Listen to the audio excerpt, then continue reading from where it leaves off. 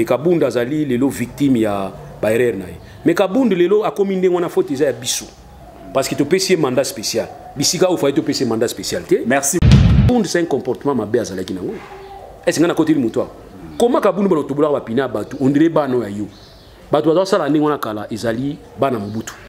Comment Kabunda faut vendre paiement na président de la République Ayamba Moïse. Comment Kabunda faut vendre paiement président de la République Ayamba Bemba. Comment Kabunda faut vendre paiement président Ayamba Kabatu baso na consultation. Yé azanani. Merci beaucoup, cher chevalier de la plume. Bonjour. Je disais bonjour à tous. J'espère que nous le savons pourquoi nous sommes ici présents.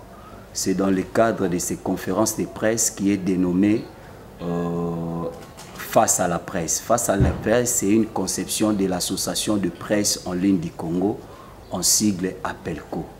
Nous avons élaboré cette émission dans le cadre de recevoir les artistes, de recevoir les politiciens et recevoir aussi les serviteurs de Dieu pour des thématiques précises. Mais aujourd'hui, nous avons une personnalité, ou soit, voulais-je dire, pas comme les autres. Pas comme les autres. Lui, il est un ancien de PRP. PRP, le parti politique du fait Musée Laurent Désiré Kabila. Mais aujourd'hui, il fait partie de la société civile indépendante, voulais-je dire. Il s'appelle Maître Loulou. Avec lui, nous allons essayer d'aborder les questions à ce qui concerne l'actualité politique et les enjeux de l'ère. Personne n'oublie que ce pays a tant de problèmes sociaux. Avec Maître Loulou, en tant que membre de la société civile, nous allons aborder ces questions. Mais je vais demander au chevalier de la plume que vous êtes, le journaliste, chacun de nous va poser selon la demande. Selon la demande, nous sommes quand même dans une conférence. Chacun ne peut pas se permettre quand même, il se lève directement et puis poser sa question. Avant de donner la réponse ou soit donner la parole au journaliste, directement, je vous présente la personne qui est à ma gauche là-bas après Maître Loulou. C'est aussi un confrère Dimitri Bongani à qui je laisse la parole. Ok, merci. J'aimerais bien parler en lingala pour nous plus en l'aise. Voilà, je suis le vice-président de la PELCO, ou Association de presse en ligne du Congo. Le Tomi Boro Maître Loulou, et ici, va présenter déjà moi, Mingi et pas ya président. Tu es face à la presse. Face à la presse, vous très bien gagné une émission où Bisso, membre ya PELCO. Tu ben ça moko autorité moko personnalité moko ya mboka to ya vina biso Kinshasa auto me rappelle ko solo na ye makambo auto zo ko mona mituna nini auto za nango mingi ils ont ce genre voilà ne trouver mabongo notre maître Loulou Douli Moutou voilà son nom yango wana le maître Loulou Douli Moutou tozana ye awa bongo to banda na mituna. Merci beaucoup. C'était là Dimitri Bongania, le vice-président de la PELCO. D'abord, on va commencer par Maître. Maître va faire son exposé parce que nous connaissons en partie le CV de son parcours. Lui-même, il est là, à qui je dis salut Maître. Merci. Et vous êtes face à la presse. Présentez-vous. Merci beaucoup. Merci d'abord pour cet honneur parce que pour moi, c'est vraiment un grand honneur d'être en face de vous. Vous êtes organisé. Je suis sûr que vous avez vos questionnaires, que vous allez me bombarder. Là, j'attends. Et vous avez eu l'initiative de m'appeler, comme le présentateur venait tout à l'heure de dire. Vous recevez les élites. Et nous voulons être devant vous, pas comme ceux qui croient être plus intelligents que les autres, mais nous sommes des chercheurs dans nos domaines, différents domaines, que nous essayons un peu de rendre service à notre pays. Et je m'appelle Doulimuntu Loulou, je suis enseignant. J'aime d'abord commencer par là parce que c'est vraiment ma première affection. Je suis enseignant, je suis assistant d'un grand professeur, de grands professeurs des universités ici. Je cite messieurs, il veut bien que je l'appelle souvent maître, mais c'est mon professeur, Kumbu Kingimbi, Jean-Michel. Et aussi, je suis aussi assistant des professeurs Sakata. Et voilà, je suis assistant au niveau de l'ILK. Là où j'enseigne, j'ai une charge horaire à Mwanda. C'est aussi mon territoire que j'affectionne, que j'admire comme Jérusalem pour les Juifs. Je suis leader d'opinion, et je vous apprends aussi, j'étais le secrétaire général AI de la jeunesse responsable que je viens de démissionner aujourd'hui. J'ai démissionné, mais j'ai déposé ma démission pour me permettre à ce que je puisse créer une autre structure qui va plus représenter l'intérêt que je porte à mon territoire. Cela ne voudrait pas dire que je vais porter seulement l'intérêt à mon territoire. Non, je suis Congolais appartenant à une souche territoriale communautaire. Je vais défendre d'abord mon territoire. C'est comme Jésus-Christ a dit, Jésus-Christ de Nazareth. Donc moi, accepter que je sois Loulou de Mwanda.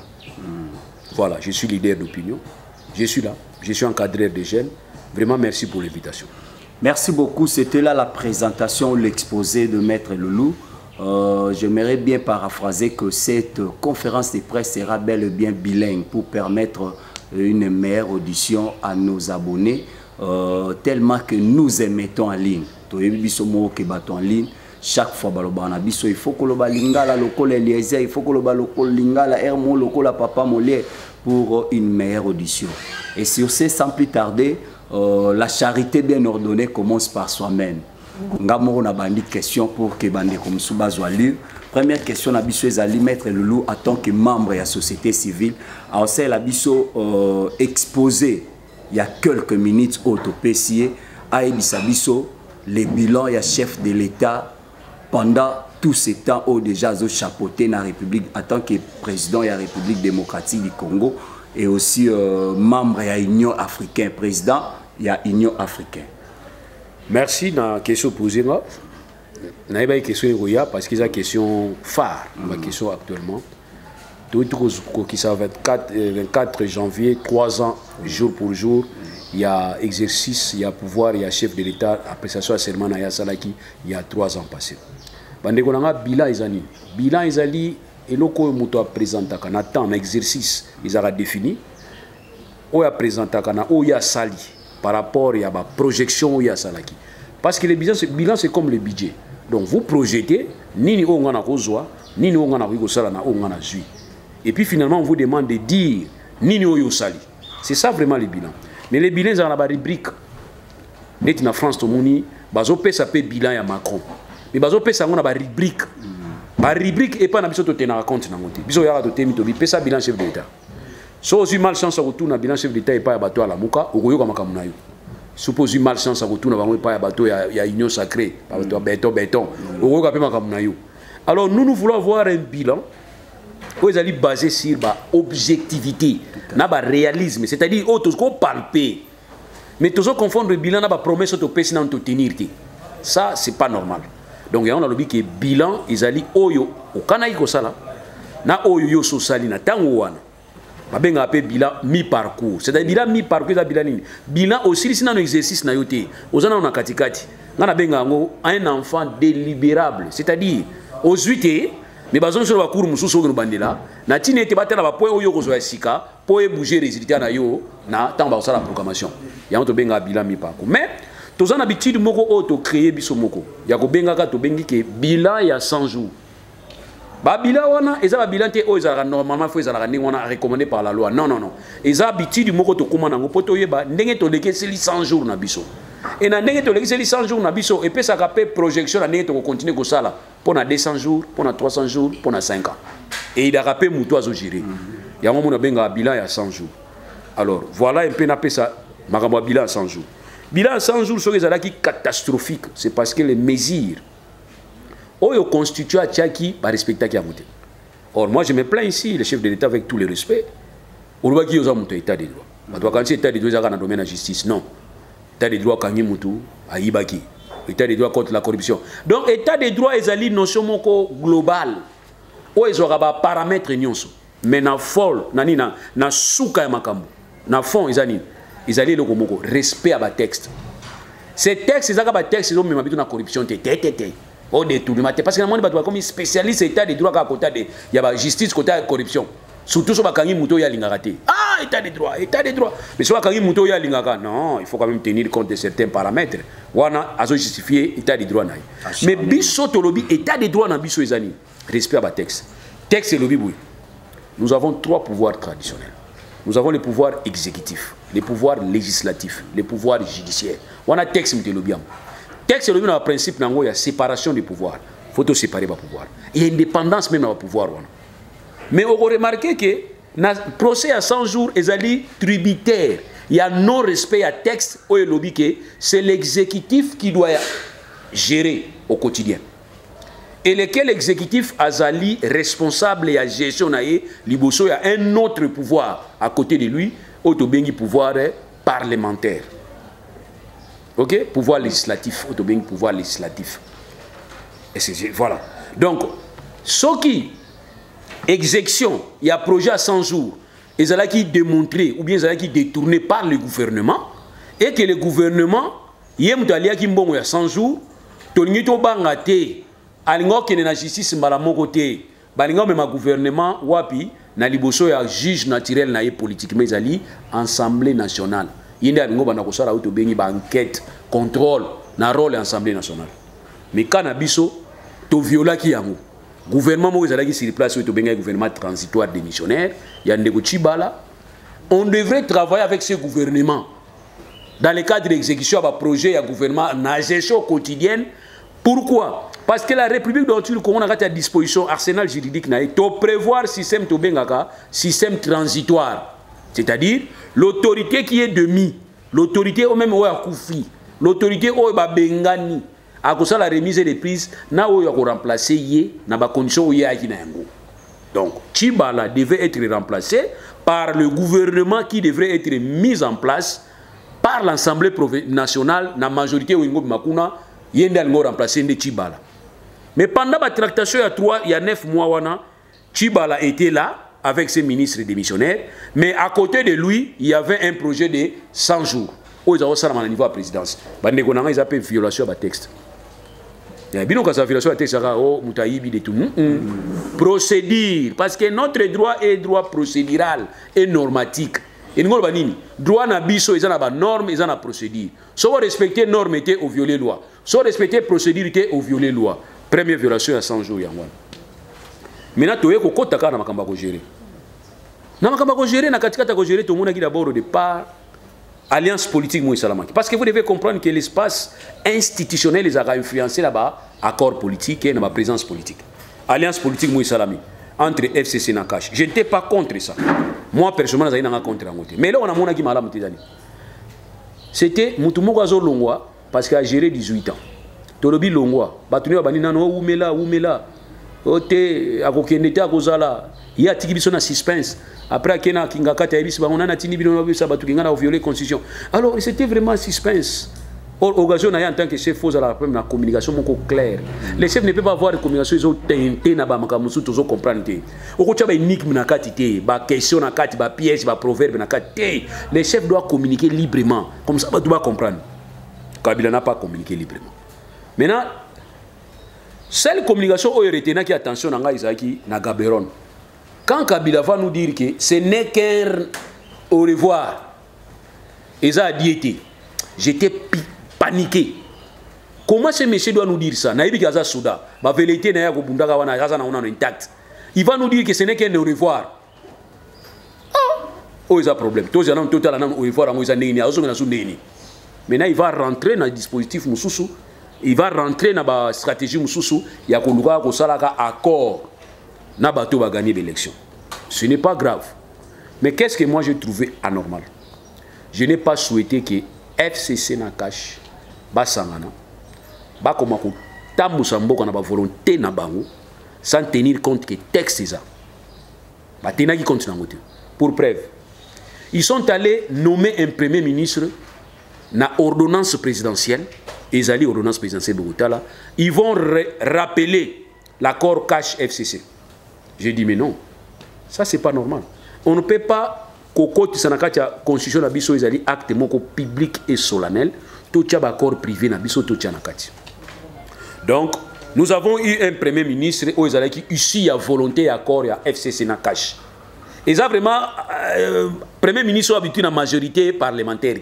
Mais a outi na ba accord FCC cash parce que en ce moment là FCC na cash basangana qui vraiment té. Mais basangana ga politiquement.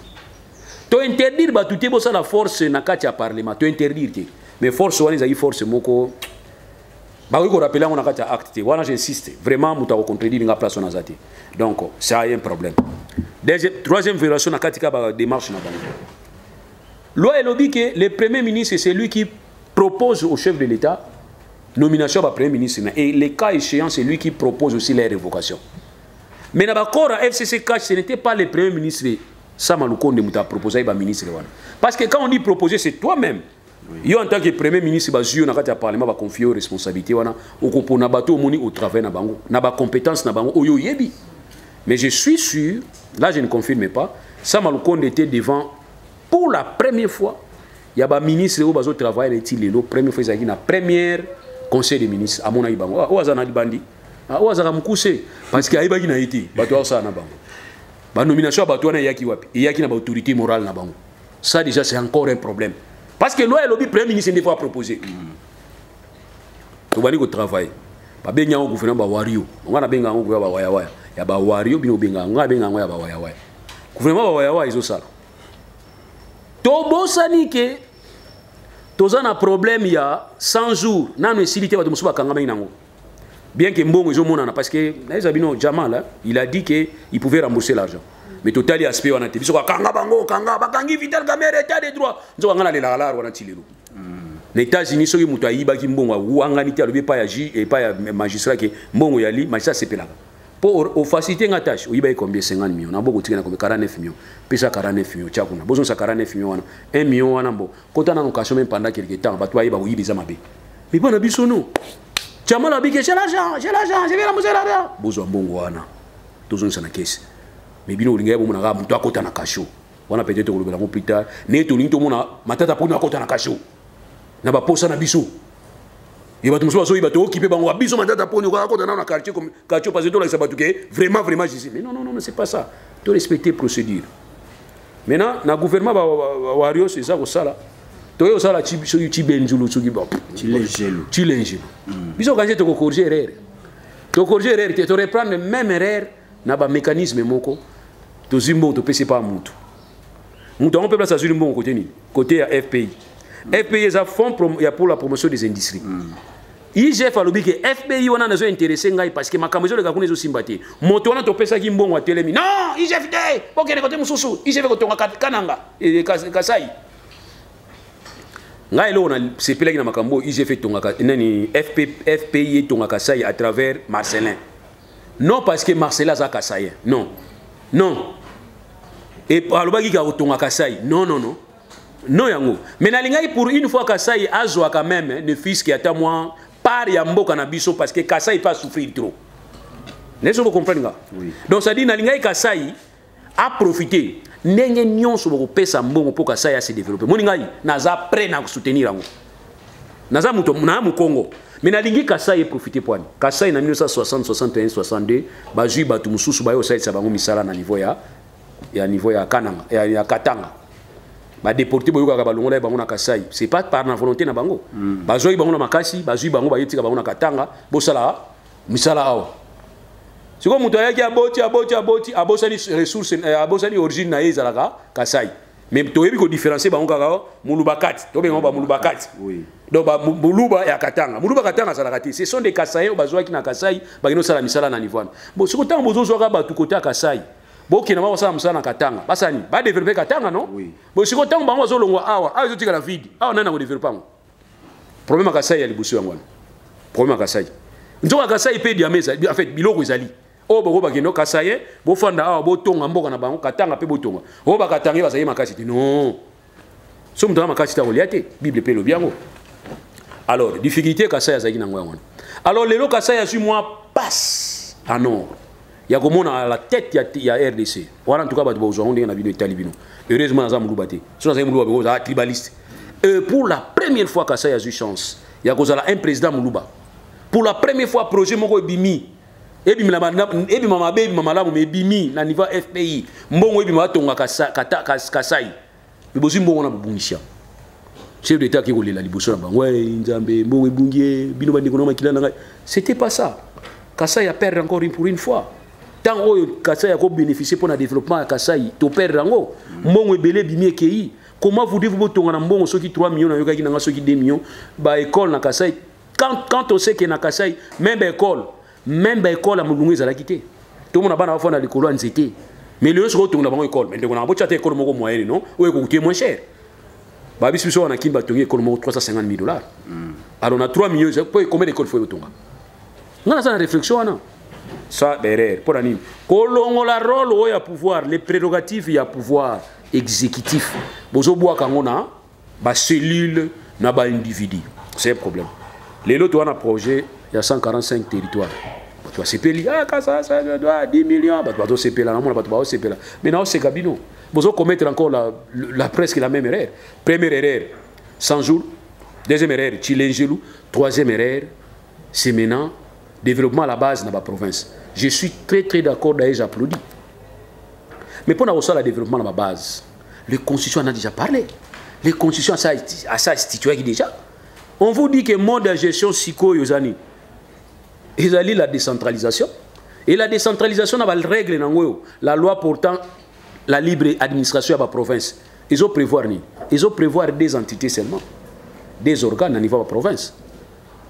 Exécutif provincial, dans l'Assemblée provinciale. Et vous travaillez, vous gérez l'Assemblée provinciale et vous contrôlez l'exécutif provincial. Et dans l'Union, cour de compte à ça, IG fait ça, justice à Sali. Vous avez un bon personne à Bango, vous gérez un bon. Ce n'est pas ça. Kabila na Batunaï. Kabila na Batunaï. Avant Bakembe. Bapesi biso esprit à Mabé. Baloki biso. Basalini. Rétention, retenue à la source. C'est parmi les principes, il y a décentralisation. C'est parmi les principes, il y a libre administration à la province. Et le but que les provinces doivent retenir à la source. On a retenir à la source, et nous avons province moko réaliser 1 million de services nyonso, DGDA, DGI nyonso na kati ya province. Ba réaliser 1 million. Bo moni yango keza 1 million. Bolongoli 600 000. Botineli Kishasa. Bino botiga na 400 000. C'est ça la retenir à la source. Kamatata boyango, Mujito boyango, Kabila boyaki yango. Bino pe lelo boso boyango. Mais bozo bisa batuté que bozo respecter constitution. Là vous ne dites à personne hein.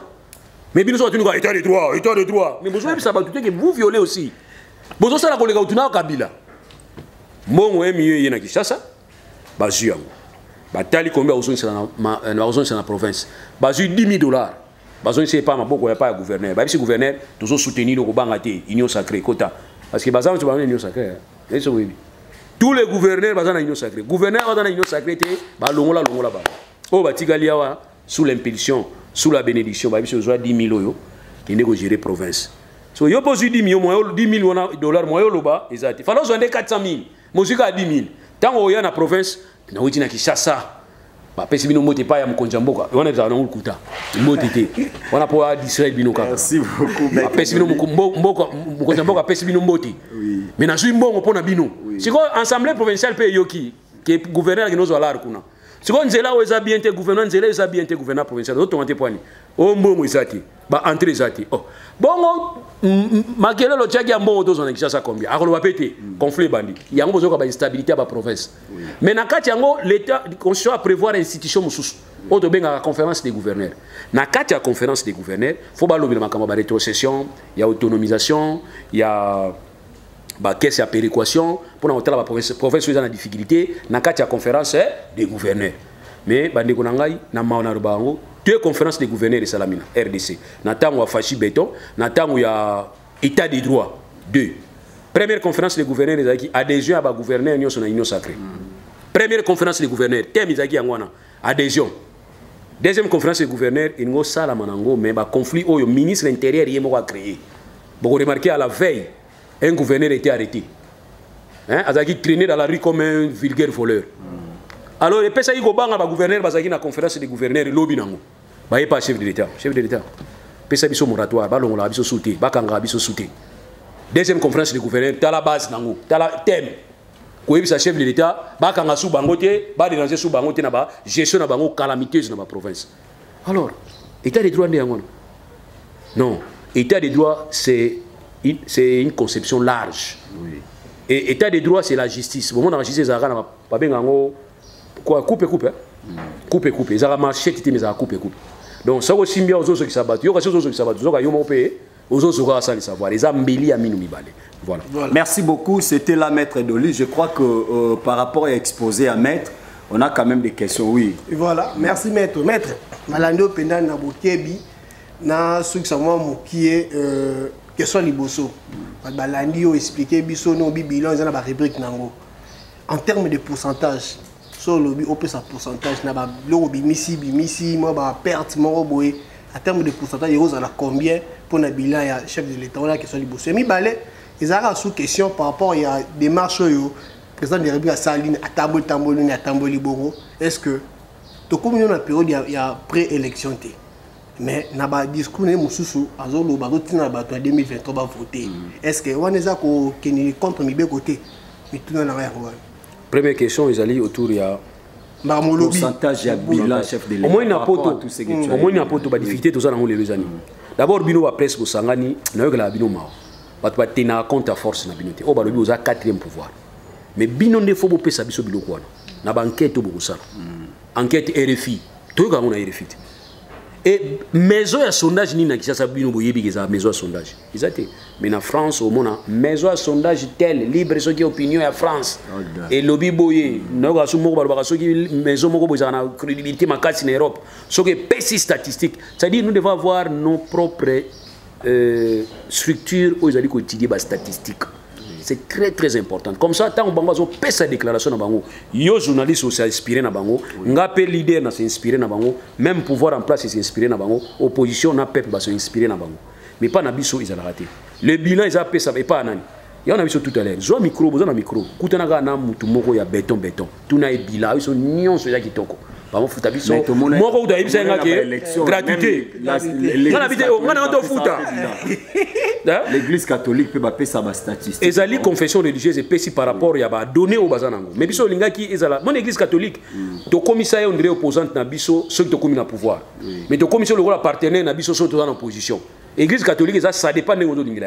So mon église catholique a dit que oh ma béton c'est bon. Batu nyonso ya union sacrée ba comme église ba on ça l'église catholique au monde bato ya la muka ba bito lo mo église catholique bon ça église catholique ba ke ba élection o exemple qui to côté ne bozo ke ne bo bien té batu nyonso pouvoir na kota so église té na olia sous communion té au moni alors ya on je ne prie pas au Saint Choléo voilà voilà donc pour la tout simplement que à ce moment là c'est que église et le bible kamo et ce qui sio mais to lingi sur ba structure o ya li reconnu mondialement et des biso na statistiques et ko bisa biso ndenge mais ngai mo na zo mona en tout cas neto okene na liro eza ki to côté deuxième question combien réponse de pourcentage toi on a besoin pourcentage en tout cas to bani na musalaki na on peut ça pourcentage non to bani mais yé bango za na délibération baza délibérable mais FCC eza déjà exécuté FCC ba exécuté ba côté rouge bandai banditi suka rouge côté blezati ba o ba blé muke ezali so ba sali ba repêchage na bango bien ba koki na bango pe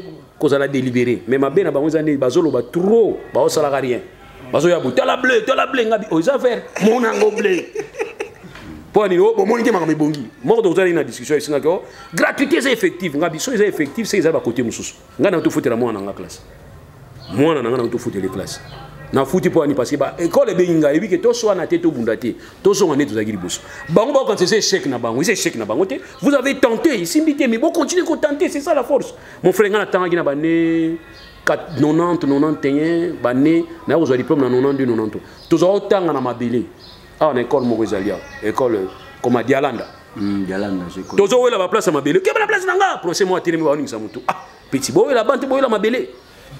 Et c'est une situation, est-ce que nous avons dirigé beaucoup? Non, et cette situation à Kala. Alors que nous avons une volonté de ça, ici invité, le bac est ici invité. Mais toujours bunda. Mais bon, on va dire, Simbi, gratuité, Simbi, qui m'y en a, c'est Simbi. Oh, mais tout le monde a été. Bon, mon aga, bon, mon aga, beaucoup de messages. Merci beaucoup. Ouais. Deuxième question. Chef de l'État Tambol. Bon, chef de l'État, premier les années. À Tambol, il va côté à Kendaki. Mais à Yébagi, les gens côté à Kendaki, ils vont passer Baliaki. So, il y a un ngo Kendaki. Monsieur le journaliste, Moutois Ali mieux informé que chef de l'État. Ça va je ne suis pas informé. Tika. Ça la rassemble, oui, ça va, on va voir ça, on va corriger. C'est comme ça. Mais oh, je n'étais pas informé. Oh, on retient quand même Bara, mais pas Nino. Mais moi, on m'avait dit que Bakata on a la société à Minene. Oh, maman, beaucoup de problèmes. Comment les chefs d'État sont combattus à côté de l'Okinité? Na côté de l'Outité. Il y en a un petit cablo qui est pilote à combat viol écolo à Banicolela. Tu tout nini. On a compris ce que c'est l'Okinité. Si on biso, si on passager, tu fais un bateau dans la cale.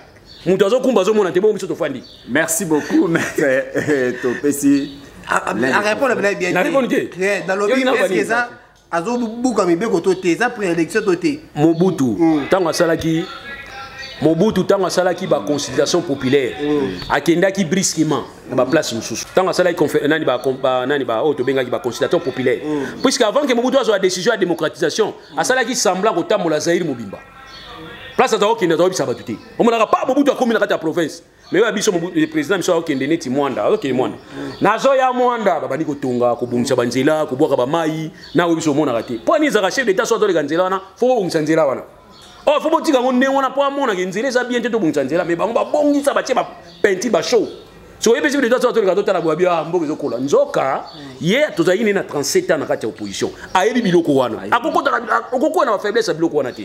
C'est le temps bi goma kamizoli ka musuna so yibate. To isaki kolobaka ndenge wana te. Ya na lobike o tambola ndenge wana. Kolobaka pona chef de l'état ba robenga ngo campagne moko précoce. Mais les chefs d'état ça la campagne chaque jour sans kaloba yango. Chef d'État ou a pouvoir, ou a un premier mandat, ou a un candidat à sa propre succession.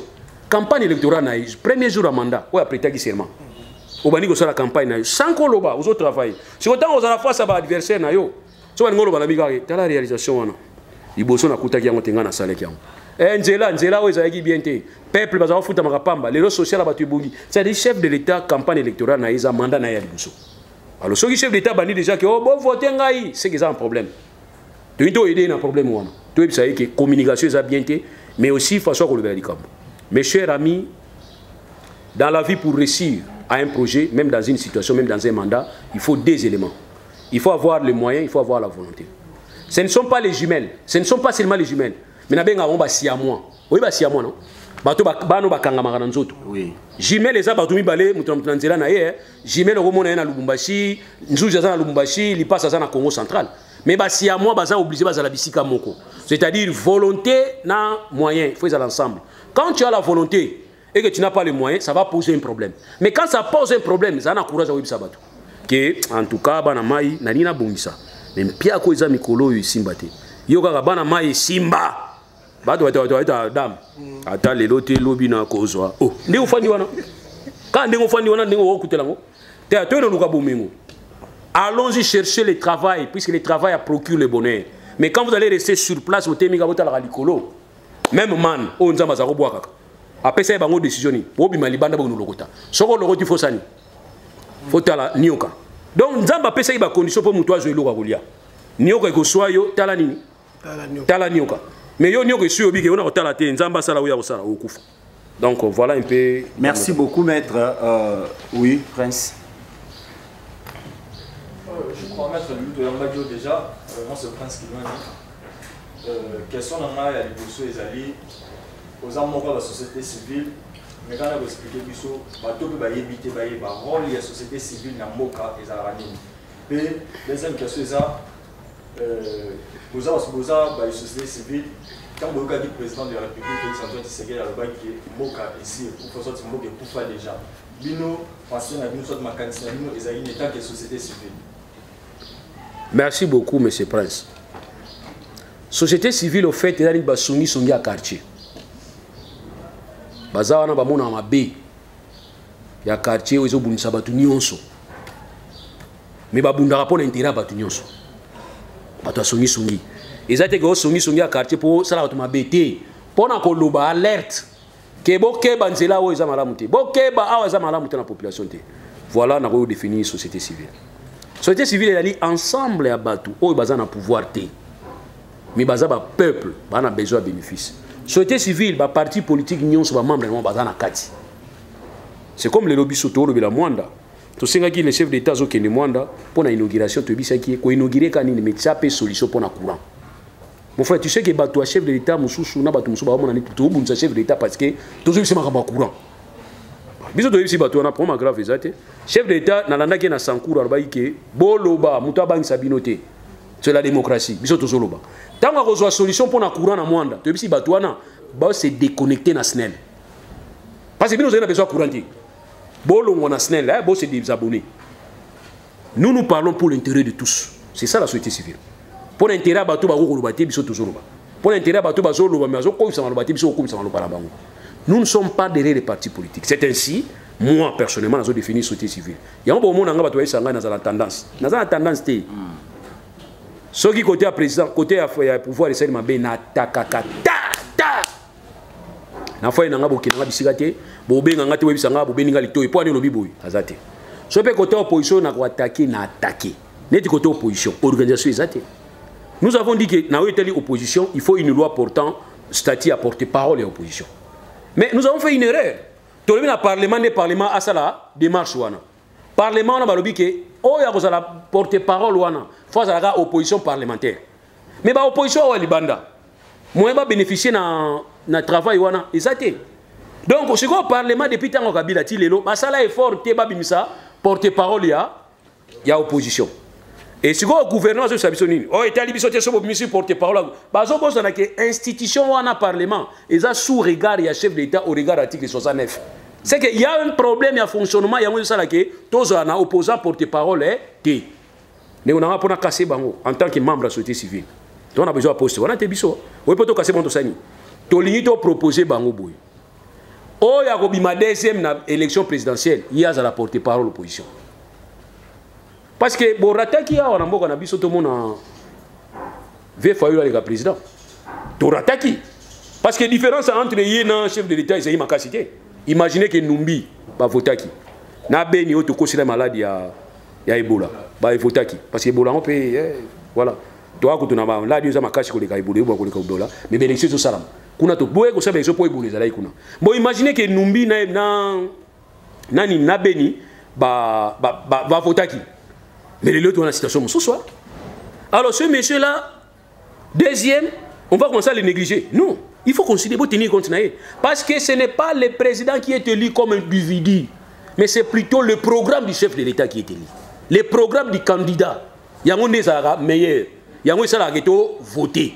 Bon, on a congoté, mais on n'a pas payé côté Moussous. Alors, programme, il y a Bisso, il y a Fachi Béton, et ça, Pembe, il y a un programme, il y a Fayulu. Donc, il faut avoir l'alternative, il y a Fachi Béton. En principe, il faut avoir Fayulu, n'a été porte-parole, il y a opposition. Voilà la proposition de Pessagi. Mais sur la société civile, nous sommes dans le quartier.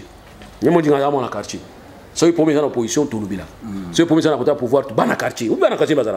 C'est une dame qui est dans le quartier. Alors, biso dans le quartier. C'est beaucoup fait les Batbaya. Batbaya, il est dans le quartier. Biso dans le quartier. Dans le quartier, bon, les babisotés. Mais bon, les babisotés, parce que tant que nous avons ensemble, pour payer 50%, côté pour payer 50%, pour tout le monde la Kabila, ou les acquis. Normal. Mais tant que vous savez que bana mai berere tout le monde ça la netia Kabila. Non, ene. Boni mbokate. Yo bona lingamboka fona lingamutu. Moi c'est l'intérêt général. Quand je trouve que et puis j'appelle les Jonas bas se manifester. So ko moni que oza frère pour na développement Congo mi boka na mai. Merci beaucoup. Deuxième question Zani. Langage chef d'État. Mbokeza okufa. Bon, tu es bien dans le contexte, il y a le belagi yango. Même sous kanda, monsieur la kanda. C'est par l'abondance du cœur que la bouche parle, n'est-ce pas? Donc c'est la moni minga de tala kota qui ndaï poata la musala bongisi. Mais à côté de musala ekufi donc. Yango a constaté qu'il y a mon que musala ekufi. Imaginez que bango qui ndaki na mbongo bongisa kananga et Kasai.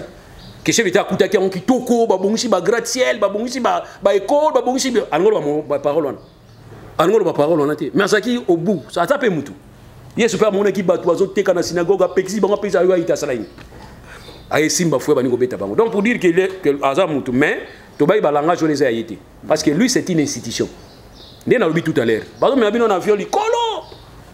Pilote bani ko le na bozo ko na radio abiki na boso linzela plus ni tout ki na ebité. Allez siko yo na kati ya passage olala vous ya olala. Okonje olala. Alors siko ala musabatuté.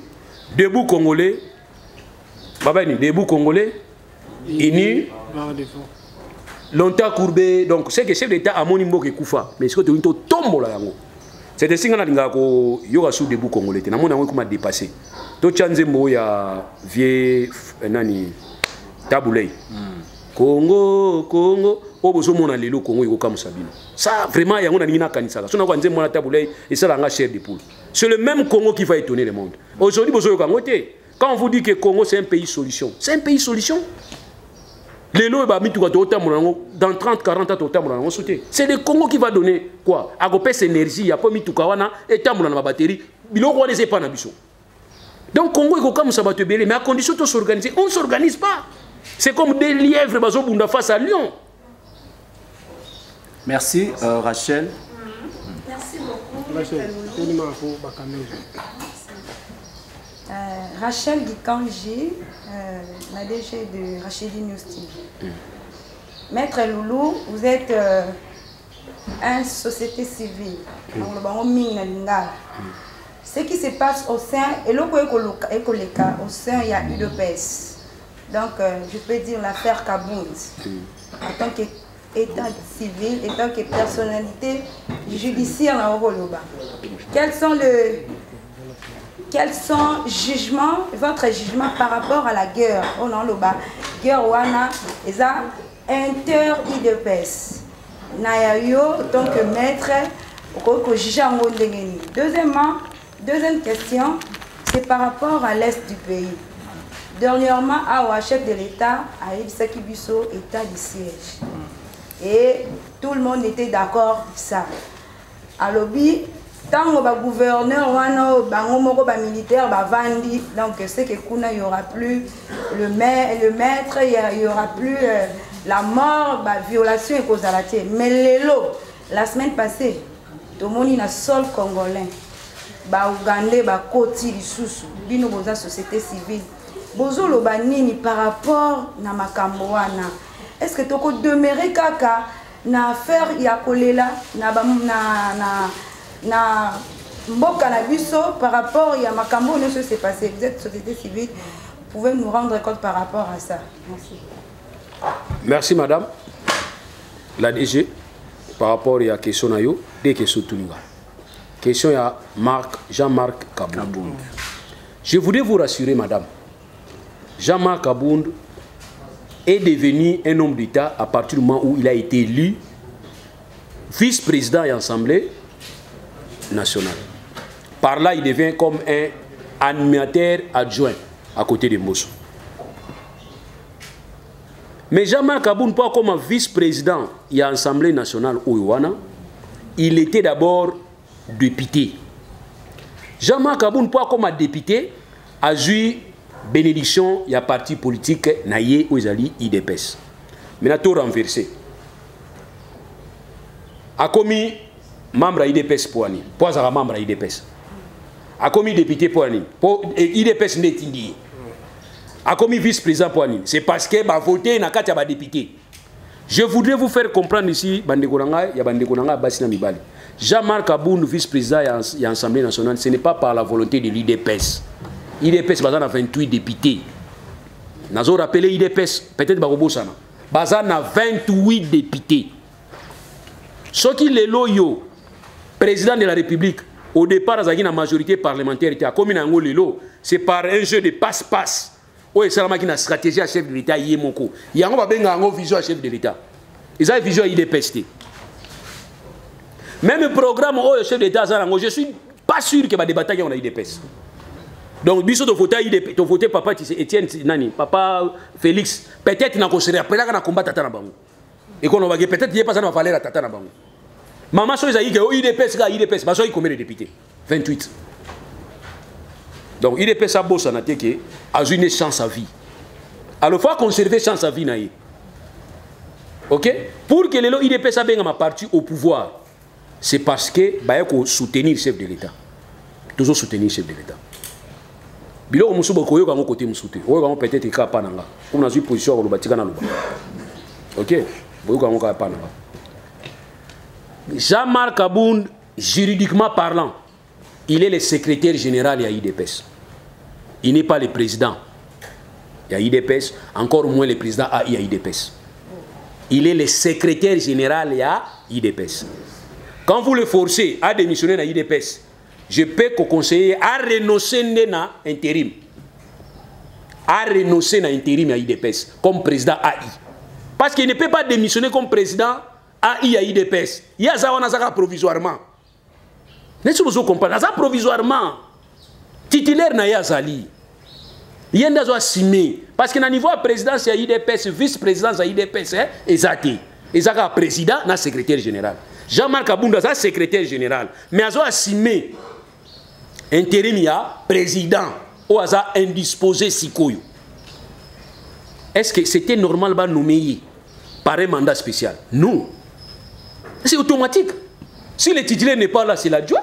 L'adjoint peut être une autorité dans l'administration. Ou peut-être à Zolanda ou à Zalaki Apsa. À Zoa Simé, Kakaba intérim, à Zoa Simé. Madame intérim, ils ont éternel au Congo. Ailleurs, intérim, ils ont éternalité. Intérim, ils ont un temps, c'est temporel. Ils ont pour un besoin, pour remplir le besoin, on n'a pas couvrir titulaire à Zate. Couverture à titulaire. Le chef de l'État aujourd'hui était le président de l'UDPS. Nakatia Congrès, il y a un président, Félix Tshisekedi, et deux secrétaires, ils ont Jean-Marc Abounda. Félix Tshisekedi a eu chance. Il a eu un mandat 5 ans. Pour lui, mandat combien il a eu tant qu'il a eu président, il a évité. Il a eu 4 ans. 4 ans. Pour ça, il a eu une année. Il a eu 4 ans. Si vous avez un calcul. 4 côté na 5 ou bien 5 côté na 4. 4 côté na 5. A eu mandat il y a 5 ans comme chef de l'État. Mandat paye à Mouneni. Est-ce que ça on a besoin de préserver mandat 4 ans? Ti 4 ans koka. Yé mandat na niveau à IDPS aussi là ici là. Ici là. Mais à côté de la sous na une année na il y a mandat comme chef de l'État. Article 96. Dans un article 96 madame. Tout le baraté qui nous quand saneti et outi na mutu nanga. Ezangaïté au constitution mboka na biso. Article 96. Alinéa D. Le mandat du président de la République est également incompatible à toute responsabilité au sein des partis politiques. Conflit Zawak. Na IDPS. IDPS c'est un parti politique, oui ou non? Oui. Chef d'État na biso. Chef d'État Oyanga. Oyayo. Oyabatunyoso. Chef d'État Oyanga. En tout cas, chef d'État Oyanga. Il y a eu du Congo. N'a pas toléré que parti politique va conflit. Ça va comme pas. Je ne peux pas tolérer. Madame, ce qui est chef d'État, il aura violé intentionnellement la Constitution. Ça sera une autre raison. Ça, je vous dis, je vous préviens déjà. Vos histoires là des statuts qui AI, des statuts spéciaux, je ne sais pas, mais je m'étonne, hein, je viens là-bas comme Viembata. Viembata, tu as une classe macasse na théorie, comme ça, pratique aussi. Comment vous allez prévoir quelque chose qui n'existe pas? Nakatia binomoko et puis nakatia logique juridique. Bon, Viembata va professeur Batang Sibiso na fait Tarabango, mais théorie n'est pas trop par la vie. Parce que la théorie na pratique c'est la pratique que le Viembata nous dise par quel mécanisme Jean-Marc Abounda quitte le poste et secrétaire général à IDPS, secrétaire statutaire. Aujourd'hui, le secrétaire statutaire à IDPS, c'est Jean-Marc Abounda. Maintenant, par quel mécanisme il est devenu président AI? C'est parce que le président de la République a eu poste à Mounene. Babi est incompatible, n'a un rôle dans le parti politique. Ce poste est resté vacant.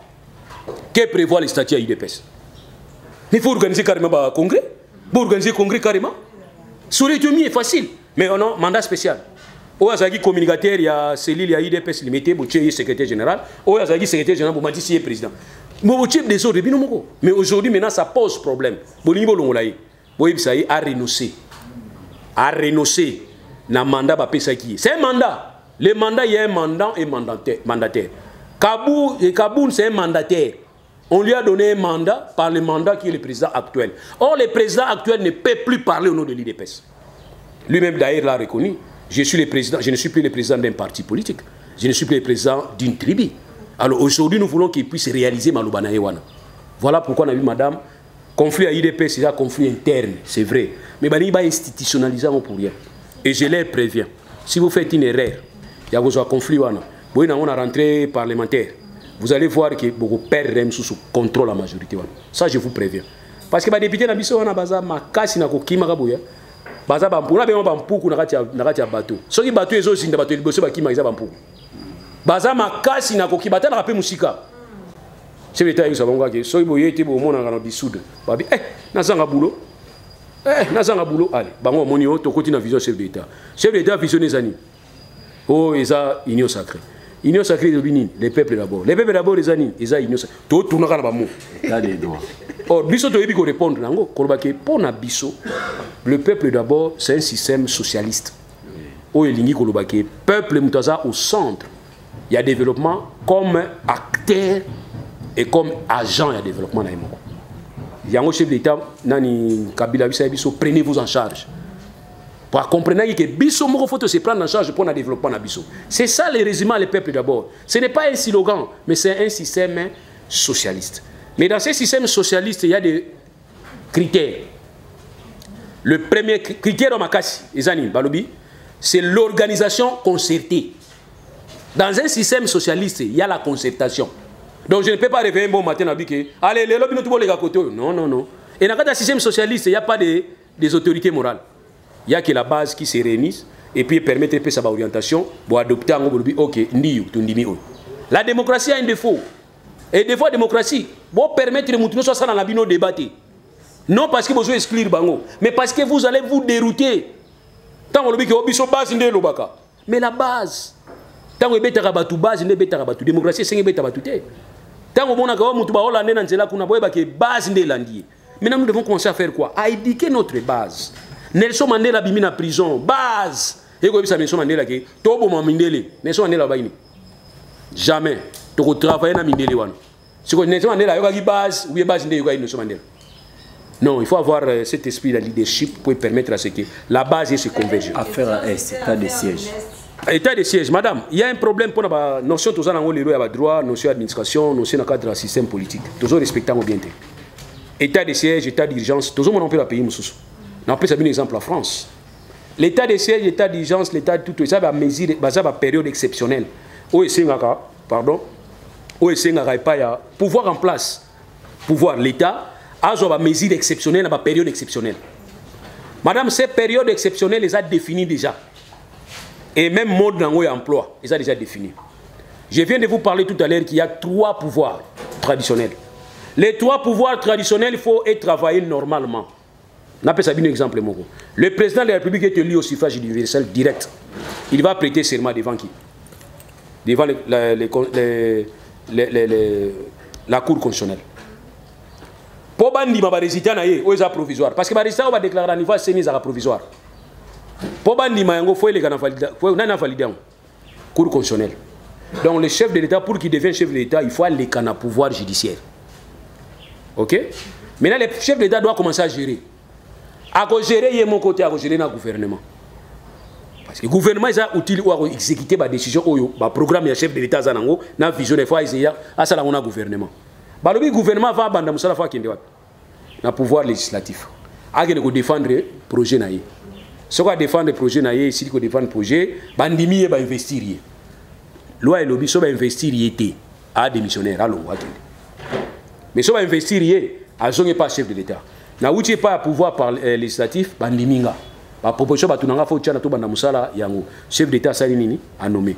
Donc ici, vous allez comprendre que les 3 pouvoirs ont bougé. Exécutif a bougé. Législatif a bougé, judiciaire a bougé. Voilà un système normal. Mais il faut renforcer une période exceptionnelle. Exécutif a ça les logo mon côté so qui parlement indemnité et l'andeli yangote. Et bango pende baza wana so bazu décision exécutif na parlement. Il faut botinda ngona Cour constitutionnelle à vérifier ce qu'ils ont. Est-ce que ça m'a dit on? Alors si ça m'a dit on a été aussi battu madame faut dire ça. Bah le bibo ça la ngonde ngona po anini yo moko za na responsabilité de ce que chèque ça. Mais yo oli na betango ce qui va qui est resili va voter même 1000 fois. Peuple va ba kangi misu umela. Mais ce que échoué commis auto kabula bilan on a bino boba ngate bino boza kuna bozo baté to kabula bilan na bino. Madame, mais massacre no yo moko. Une autre question. Emmanuel. Bonjour, je suis Emmanuel de Colon Télévision. Maître, j'aimerais que vous puissiez résumer ce que vous venez de dire. Et ma première question, c'est au niveau de... Il est le 24 janvier que le chef de l'État a capitalisé 3 ans pendant que 3 ans à la tête de notre pays. Et quel est votre bilan par rapport aux 3 ans du chef de l'État au niveau national depuis? Il a accédé, votre bilan par rapport à l'accès du président de la République en tant que président de l'Union africaine. Pouvez-vous donner le bilan de notre président et puis votre point de vue par rapport à ce qui s'est passé à l'IDPS? Bon, c'est comme l'impression en ce qui concerne l'IDPS, il a déjà répondu. Les bilans aussi également. Au moins, en français, c'est pour la rédaction. Hein? Oui. C'est pour la rédaction. Oui, en français. Oui. Parce que je croyais que j'ai fui la question en lingala. Oui. Je pouvais être épargné en français. Je crains que quelqu'un de Kikongo va encore me dire ça en Kikongo. Mais bien que j'ai fui, hein, j'ai fait un effort de fuir, monsieur Emmanuel.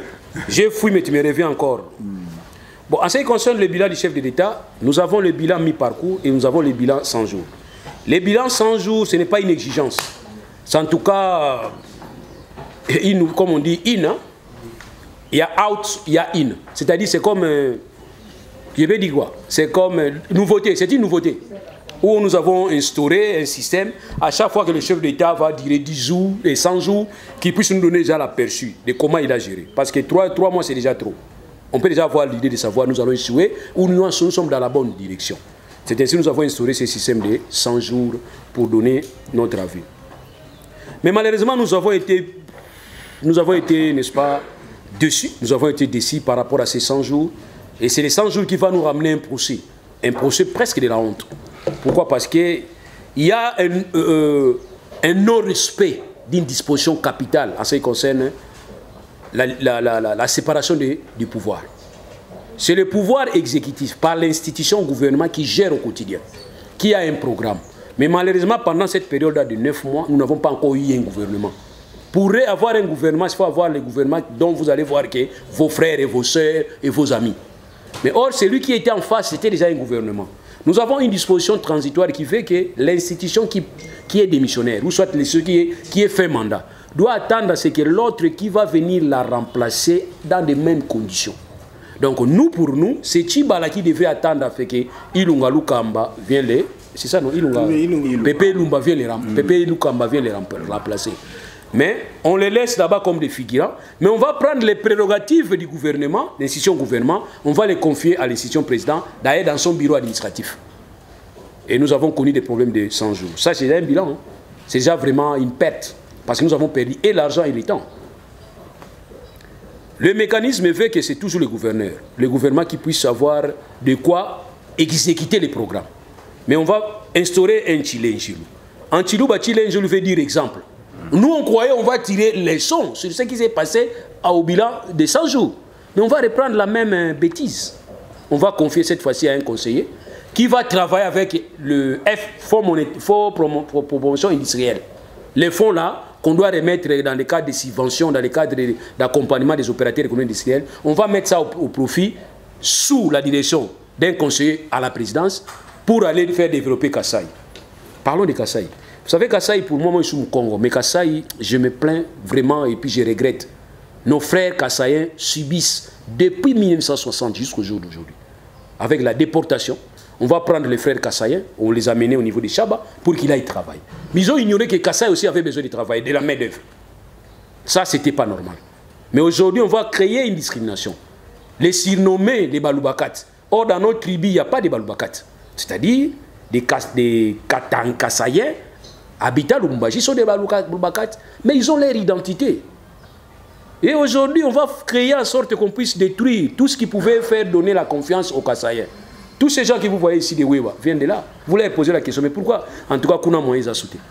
Mais or, si nous créons un bien-être là-bas, ils allaient peut-être rester là-bas pour développer leur pays. Voilà, monsieur, en quelque sorte, ce que je pouvais vous dire. Aujourd'hui, nous sommes encore en train de faire la même erreur avec le développement des 145 provinces. Il y a la loi portant la libre administration des provinces qui a tout prévu. Là, on vous parle de retenir à la source, 40%. On n'a jamais retenu à la source. L'argent arrive d'abord à Kinshasa. Et c'est Kinshasa qui va renvoyer aux provinces. Et ce que Kinshasa va renvoyer aux provinces, ce n'est pas les 40%. Ça ne peut même pas représenter même 5%. Alors là, maintenant, qui va recevoir l'argent, c'est le gouverneur. Le pauvre, quand il reçoit l'argent comme ça, lui aussi profite. Hein? Quand il va profiter, mais c'est l'Assemblée provinciale qui va poser des questions. Mais tout le monde a clarté. C'est à ce moment-là, maintenant, il y a instabilité. Maintenant, pour résoudre cette instabilité, c'est le ministre de l'Intérieur qui va se mettre en musique. Suspension, allez, on suspend tout, on suspend tout. Et nous avons institué ce que nous appelons la conférence des gouverneurs. Messieurs, vous allez dire à nos autorités, s'ils ont permis le temps de nous comprendre, que la conférence des gouverneurs ne parle pas de la politique, mais parle du développement à la base. Ok. Mais première conférence des gouverneurs, adhésion à l'union sacrée. Deuxième conférence sous tension, parce que les gouverneurs sont allés même demander au chef d'État un moratoire, qu'on les laisse tranquille, qu'ils finissent les 2 ans comme lui. Je ne sais pas ce que lui a répondu, parce qu'il devait répondre que ce n'est pas moi qui ai institué, c'est la loi. Voilà, monsieur, qu'est-ce que vous pouvez comprendre par rapport à ce que je viens de dire du bilan. Donc, je peux vous dire que le bilan, si vous voyez seulement les côtés financiers, moi, je vois aussi le côté non-respect des... Et le président de la République, aujourd'hui, avec le projet de 145 jours, au lieu qu'il se réfère à cette loi de la décentralisation, lui préfère travailler avec les ministres sectoriels et ses membres du cabinet. Or, dans ces membres du cabinet, entre eux, ils ne s'attendent pas. Hein, parce que ce qui se passe à l'IDPS, c'est les locaux et les professionnels qui ne s'entendent pas. Alors maintenant, dites-nous, monsieur, qu'est-ce que vous voulez qu'on nous dise? Que je vous dise encore dans ce qui concerne les bilans. Si on doit continuer comme ça, désordre en désordre, crise en crise, mais notre vrai ennemi, c'est le temps. Hier, c'était 2 ans, aujourd'hui, c'est déjà 3 ans. Et ça ne reste pas 2 ans, hein, je vous apprends. Ah non. Parce qu'avant la fin de chaque mandat, on dit 9 mois. Il faut faire appel au corps électoral. Est-ce que nous sommes prêts? Voilà le bilan. Quitte à vous. Mais en ce qui concerne les bilans réellement, j'aurais préféré que des institutions comme en Europe, il y a des institutions indépendantes qui parlent que des statistiques et qui ont pignon sur la rue, hein, qui ont une certaine confiance de beaucoup de gens. C'est eux qui peuvent nous donner les vrais bilans. Comme ça, ce moment-là, nous serons à l'aise. Si tu poses la question à quelqu'un de béton, le bilan des chefs d'État, il va te dire, oh mais non, nous sommes déjà Allemagne, non? D'ailleurs, nous dépassons l'Allemagne. Vous ne voyez pas. Vous êtes des haineux. Mais quand tu poses à quelqu'un de l'Amouka, il va te dire que depuis 1885, nous n'avons jamais vu les pays comme ça. C'est comme s'il était là en 1885. Voilà. Merci beaucoup, Armand. Merci beaucoup pour la parole. Armand Moulilay, journaliste, expression de 6 télévision. J'ai une question par rapport à l'état des sièges. Aujourd'hui, ce matin ici, je viens de lire Paul Kagame, qui est le président rwandais. Par rapport à ce tweet, il a dit relation entre FARDC et IDPF, l'armée ougandaise. Il n'a été informé ni de près ni de loin. Il s'inquiète de la relation entre la RDC et l'Ouganda par rapport à la sécurité de l'Est. Vous, étant analyste politique, étant congolais, quelle est votre lecture par rapport à la déclaration du président rwandais? Bon, monsieur patron de votre structure, Armand. Vous pouvez parler en lingala si... En lingala, ça va. Hein? Là. Hein? Ok. Vous répondez en français, vous soyez un peu... Je vais faire le bilingue alors. Oui. Je voudrais vous informer, M. Armand, que la RDC n'a pas seulement 2 pays frontaliers. Non. Je ne sais pas, la géographie peut me contredire, nous avons 9 pays au moins. Pourquoi les autres ne s'inquiètent pas? On peut avoir les accords avec les Ougandais, qu'on puisse se faire marier nos femmes aux Ougandais, que les Ougandais viennent ici marier nos femmes, que nous aussi nous allons là-bas marier les Ougandaises. Quel est le problème du Rwanda dans cette histoire? Mais je vous dis tout simplement que nous devons être prudents, nous Congolais. À chaque fois qu'il y a un rapprochement entre Rwanda et Ouganda, c'est notre malheur. Et même dans la vie normale, quand je vois mes 2 adversaires qui ne m'aiment pas se battre, monsieur, je vous dis, je suis à l'aise. S'il y a une bouteille de champagne, je bois. Mais quand je vois les 2 là commencent à parler, négocier, c'est contre moi. Donc je vous informe qu'il y a eu une rencontre avec un fils Museveni, parce qu'ils ont toujours l'habitude de mettre leurs enfants, chef d'état-major. Il est allé voir Kagame, ils ont parlé de leurs relations bilatérales, ils ont trouvé des compromis. D'ailleurs, les frontières entre Ouganda et Rwanda réouvertes. Et je vous apprends, dans ces conflits Rwanda et Ouganda, nous avons tenté de faire la co-médiation. Je ne sais pas si vous vous rappelez. Oui. Le chef d'État, après la prestation de serment, 24, 26 jours, 30, peut-être le 30 janvier, il a été appelé au niveau d'Angola. C'était pour la co-médiation entre les conflits Ouganda et Rwanda. C'était nous qui sommes allés. C'est là où nous avons compris la diplomatie de Tshisekedi pouvait vraiment servir la République du Congo. Bien qu'il y a des ratés, maintenant il y a des crocs en jambes, il y a des tombées, tout ça. Si c'était moi, monsieur, je n'allais pas partir à Luanda. J'allais dire que qui se battent, qui se tuent pour que moi je sois à l'aise. Mais le chef d'État est allé pour tenter voir dans la mesure du possible comment réconcilier ces deux frères. Mais aujourd'hui, c'est réconcilié entre eux. Nous, ça ne nous dérange pas. Donc, dites à Paul Kagame, mais je sais que peut-être il peut être informé, son souci, c'est un souci des derniers mi-temps. On s'en fout de ça. On n'a pas besoin de ça. Nous allons voir ce que nous allons faire avec les Rwandais, les Ougandais. Nous allons voir ce que nous allons faire avec des Zambiens, ce que nous allons faire avec des Angolais, ce que nous allons faire avec des Soudans, Soudan du Sud, et avec tout ça, Centrafrique, pour la promotion de la paix. Alors, s'il veut se mettre à l'écart, tant mieux pour lui. Donc voilà, je te réponds en tant que quelqu'un qui voit de loin, ce que Kagame est en train de faire, c'est nous déranger. Et pourquoi est-ce que chaque fois des déclarations de Kagame, il doit commencer à nous déranger? Moi, je voudrais à chaque fois qu'on commence à gérer ça de l'interne. Il parle, nous écoutons, on s'en fout. La fois passée, il a nous mettre en difficulté. Non, j'ai quoi parler, je vais construire des villes là-bas. Ça a failli nous créer des problèmes à l'interne. Et nous avons profité pour commencer à tirer le boule blanc au pouvoir à place. Et finalement, nous avons compris que c'était sa façon de faire en sorte de nous déranger. Donc, ignorer Kagame. Il faut l'ignorer. Dites à Kagame, nous allons parler avec qui nous voulons.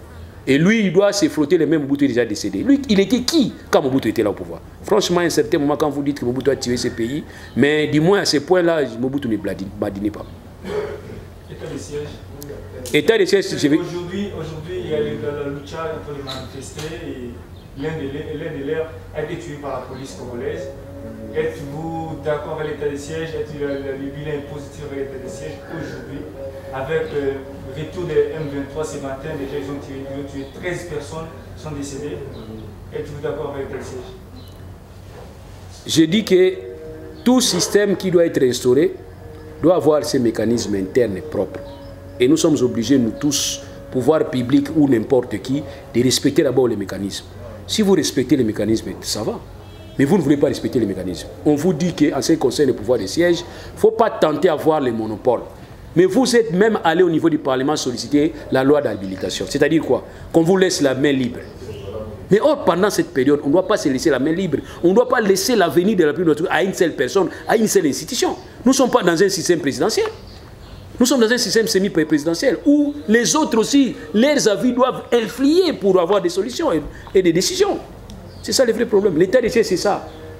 Loucha est en train de revendiquer. Mais si du moins ils ont revendiqué que personne n'est décédé, on n'allait pas parler. J'ai appris qu'à Lubumbashi, il y a le maire qui est suspendu. Qu'il soit suspendu, c'est bien pour donner la leçon. L'OPJ Nzita est en train de répondre à perpétuité. Parce qu'il a jugé, il a auditionné quelqu'un qui est décédé la nuit. Alors que, là, que cela serve de leçon à tous ces OPJ qui restent. Et je vais même préférer, même en ce qui concerne dans le cadre pédagogique, que l'inspecteur général de la police puisse imprimer la photo de Nzita en train de dire Nzita est condamné à perpétuité pour avoir joué mal son rôle. Comme ça, on va mettre ça dans tous les commissariats. Comme ça, à chaque fois qu'un OPJ va commencer à dépasser, déconner, il va regarder Nzita. Et ça peut peut-être l'aider. Nzita qui est condamné aujourd'hui à perpétuité. Ce n'était pas lui qui a donné la mort. Mais du moins, par son comportement, la mort est venue. Aujourd'hui, il répond à perpétuité. Ça pouvait servir les gens. Les gens ne sont pas vraiment... Ils ne profitent pas des erreurs des autres. Aujourd'hui, Loucha réclame. Parce que quelqu'un est décédé. Est-ce que c'est normal que chaque marche qu'il y ait de morts? Est-ce que c'est normal? Et surtout que c'est le parti qui dirige, c'est le parti qui a trop marché au monde. S'il faut calculer toutes les marches de l'UDPS pendant 37 ans. Mais vous dépassez les records. Voilà. Maintenant, qu'est-ce qui n'est pas? C'est parce que vous appliquez le mythisme, les silences. Il y a une marche, il y a des rapages, comme chez nous en monde aujourd'hui, je dénonce. Les gens ont fait la marche à Mwanda, ils ont fait la marche à Mwanda la fois passée. La raison, c'était quoi? Demander un bon courant. C'est l'administrateur du territoire qui se fâche. Au besoin contre Ngaï. Franchement, l'administrateur du territoire, c'est lui qui donne l'électricité. Moi, si je suis l'administrateur du territoire, je vois que les gens vont marcher. Pourquoi? Oh non, pour les marches, pour les courants. Moi aussi, je viens. Je marche avec parce que moi aussi, je dors dans le noir. Mais lui va dire, vous êtes contre Ngaï. Voilà. Donc, c'est ainsi, moi, je dis qu'il y a... Après Martin, c'est Prince et puis... Je vais citer ici, au sommet de votre présentation, vous êtes enseignant au niveau des différentes universités. Déjà, c'est le 26 janvier, le corps académique a décrété la grève de 21 jours. pensez-vous pas que vous négociez mal avec le gouvernement congolais par rapport Alors, quand le peuple réclame les droits, il négocie mal pour réclamer ses droits. C'est un droit. À chaque moment, vous mettez mal à l'aise. Bon, je suis mal placé pour parler au nom de tous les enseignants. Je suis très mal placé, mais toutefois, je voulais vous faire comprendre que c'est un droit. Article 26. Acceptez. Le vrai problème, c'est que quand nous avons changé les côtés, nous étions dans l'opposition, on voyait tout bien. Mais quand nous venons au pouvoir, nous voyons mal tout ce que les gens font. Non. Laissez-nous leur dire quelque chose, manifester. Laissez cette manifestation et soyons tolérants. C'est ce que nous demandons, c'est la moindre des choses. Moi, quand nos frères de l'Union Sacrée sont en train d'attaquer nos frères de la Mouka, je regrette. Mais c'est l'effet miroir, non? Ce que vous retrouvez en eux aujourd'hui, c'est ce que vous avez fait. Et c'est ce qui vous a même permis d'arriver au poste du pouvoir aujourd'hui. Mais vous voulez que les autres ne l'en fassent pas. Non, vous la beauté. Vous avez demandé Mboka.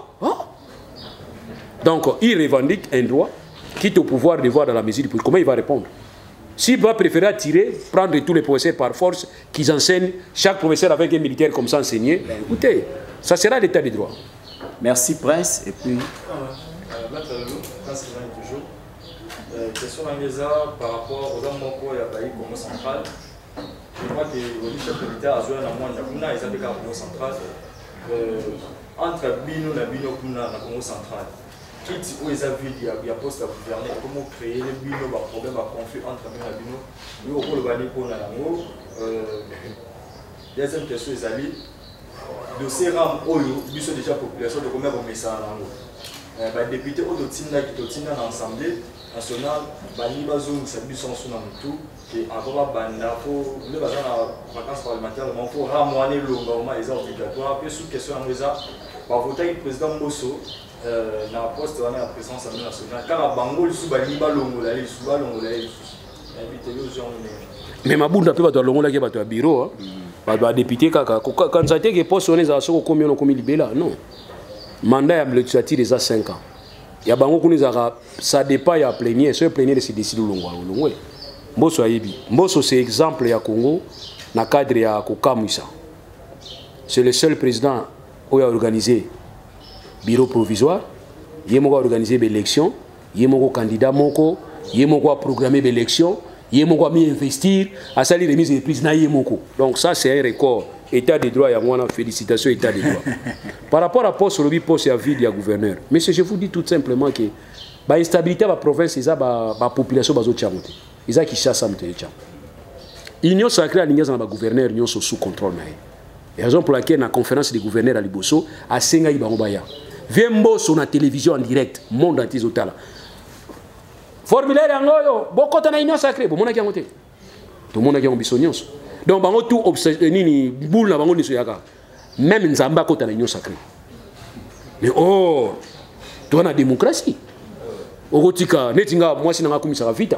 Ngana kumisa équipe na ngana nyota nga kombote sombo useka sekanga mais David a gagné azo se permettre likolo mesa na tika ga droit na ya ko manifester et c'est ngona ye na ko baté ko comme na bali obo yaka na vita makaso ina vita te divorce non rien à voir donc bino limbi surtout ko dans l'Union sacrée ata yo ndeo za boye il faut ko donc comme on dirait un père moi na za na dibu mama na ye aza membre un père c'est comme ça tout ok nango yango balingo yoka batu musuba lobate so bika ene azoruka musala neti ngala lobanga luka musala te Dimitri akoyibanga peut-être ba musuba koyibanga na banda ko luka mbongo tango mobutu nazo tanga nazo luka mbongo na biko luka mbongo ko bomba ngo mukongo na mukongo mobutu akei atinga na musée okutanga nazo luka mbongo tango ya zo luka guerre ngala nazo luka mbongo Kabila ya sai 18 ans aibi ninga ilaki mona mai na sapato bien chaussette bien sapato na kopalwana akutinga ngape na luka kana ngakambo akomi olata ba chaussure cher akomata ba jet kumata kuna atiki ngana ke ya oyo pa ya kotika ngawa na oluka mbungu donc ngana mesana ko luka mbungu c'est ainsi ba tumso zanga ke olinga ka poso te poni na linga ba poso ba twasaka na ba tuté neti le sanga ko administrateur des territoires ba nyoko nanga pa ba tozali kolona nga po ba konyoko nanga ti na linga ba poste aux libéral je voulais vous informer o linga zo ngana poste pa na ye achanga nomination te oko changa neti kaptumba mwanke na una faina ngana kwa na lobaka ngati na mona na kapeti mais ba poste to luka poste ministre to luka poste député même na députation ngana za muto mwanda nazo boya ko pesa même candidature na mboko na ba so tinda ngaba message même ba koko na biso yo na ko loka yo ngai pwani o boy ko pesa candidature abi lokanga na opesa te nalinga ba poste ngo nalinga au travail poste à député nalinga ngote sénateur nalinga ngote ministre nalinga ngote oh soki ni nalinga ngala linga poste yo ochenga sima kotanga no komona ngati ngabi na kotanga na komona na pla batuté c'est les conseillers que nous voulons derrière le chef de l'État. Conseiller à chef de l'État en matière de sécurité toyebi yo ils ont un sens.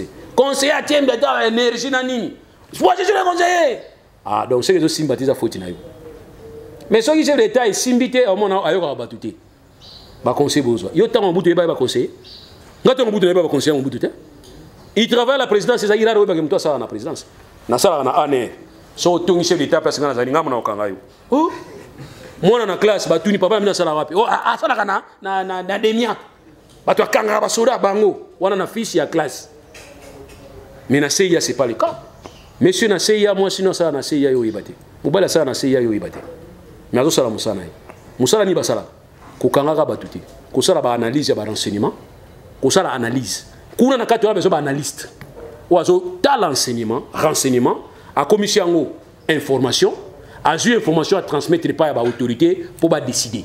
Il y a un moment où décision monsieur Zaka Kitoko. Parce qu'il y a un travail qui a été fait en amont et pas à service. Mais pas nabiso nasa muto aner ngana kanga batu. Il y a un moment où le régime quoi bakimaka. Mais muto ase ya ko kima ndenge nini Donald Trump a longwe. Muto ase ya kima pour ania kima. Parce qu'il sert les États-Unis, ça sert les États-Unis. Est-ce que vous comprenez?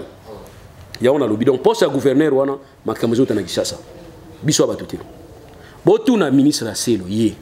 Azo so na conseil d'État. C'est la première fois na mon ministre a ça la décision na conseil d'État. Et ministre a donné ko pesa conseil d'État leçon. Ya ko yebisa yé nazo se basé na ré ya cour constitutionnelle. Or a bossé ni cour constitutionnelle a saisi na contentieux mais a plutôt na interprétation. C'est ça qui est pour l'interprétation. Cour suprême a lobby que non, ce qui gouverneur balongo lié na déchéance faut présenter dans les 48 heures de mission. Assez le bossana qui pour balongo la qui na cour constitutionnelle selon yé 48 heures c'est le cas. Yé passé le mutona yamba qui yé wana mutona yamba chef de l'État ayamba ba konjebele ba kina na Congo central 48 heures le cas. Assez la fois ni akani na longo la été tika na longo la a longo li tu vois mboka na biso. Alors, si vous créez de tels baïsida, vous avez créé un. Faut des abisso. Les abisso, donc vous avez créé un bino moko. Bakonga, condamné pour un détournement, pour un capitaux, fuite de capitaux, Bakonga va condamner. Ok? Capitaux, renforcement terroriste. Bakonga. Loi et lobby, on a plus de $10 000 dans l'aéroport. Toi, Zobi Manango. Plus de $10 000. Plus de $10 000. Moutouana Azali poursuivi comme un délinquant. Délinquant pour Annie parce que Azali, Moutou Azali, ko sala ni na ba capitaux, fuita ba capitaux ba nini, na ba financement ba terroriste. Loi Moutou lobby ndengona. Oyebi loi et lobby Moutouana za na droit en fait Moutouana faut avoir combien de temps na prison? Minimum est à 10 ans. Maximum est à 20 ans. Boyebi sangai. Wili ba konga ba kanga une infraction. Ba pesa combien de temps? 5 ans. Est-ce qu'il y a 5 ans? Agi grâce présidentielle. Abimina grâce présidentielle. Alors, grâce présidentielle, le lobby que Mouto a détourné à cause de Wangote. Vous comprenez?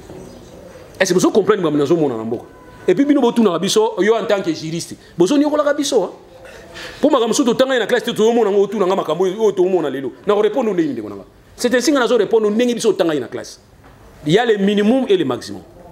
Jamais juge a condamné Moutou na c'est un minimum. Jamais. Quand on dit c'est 10 ans, c'est 10 ans. Et bien, le que Moutou a 10 ans à bénéficier et grâce présidentialité, Moutou a une réduction, mais Moutou a condamné pour la détourner pour bénéficier grâce présidentialité. Mais oui, bah Congo abimi. Abima bo ministre justice. Ah, Congo bate. Makambo ici là. Na ina yeba oui bah Congo ça. Parce que na kini kaka bobi merci beaucoup, ce maître. Je crois que nous poursuivons vraiment lentement et sûrement vers la fin parce que nous tenons compte Yangonga. Donc, toujours tenir compte Yangonga. Je crois que Topesi Rachou a 5 interventions et puis on va chercher à clôturer.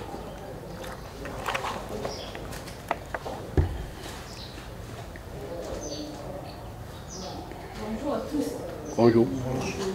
Avant de poser la question, on a remercié notre maître nous.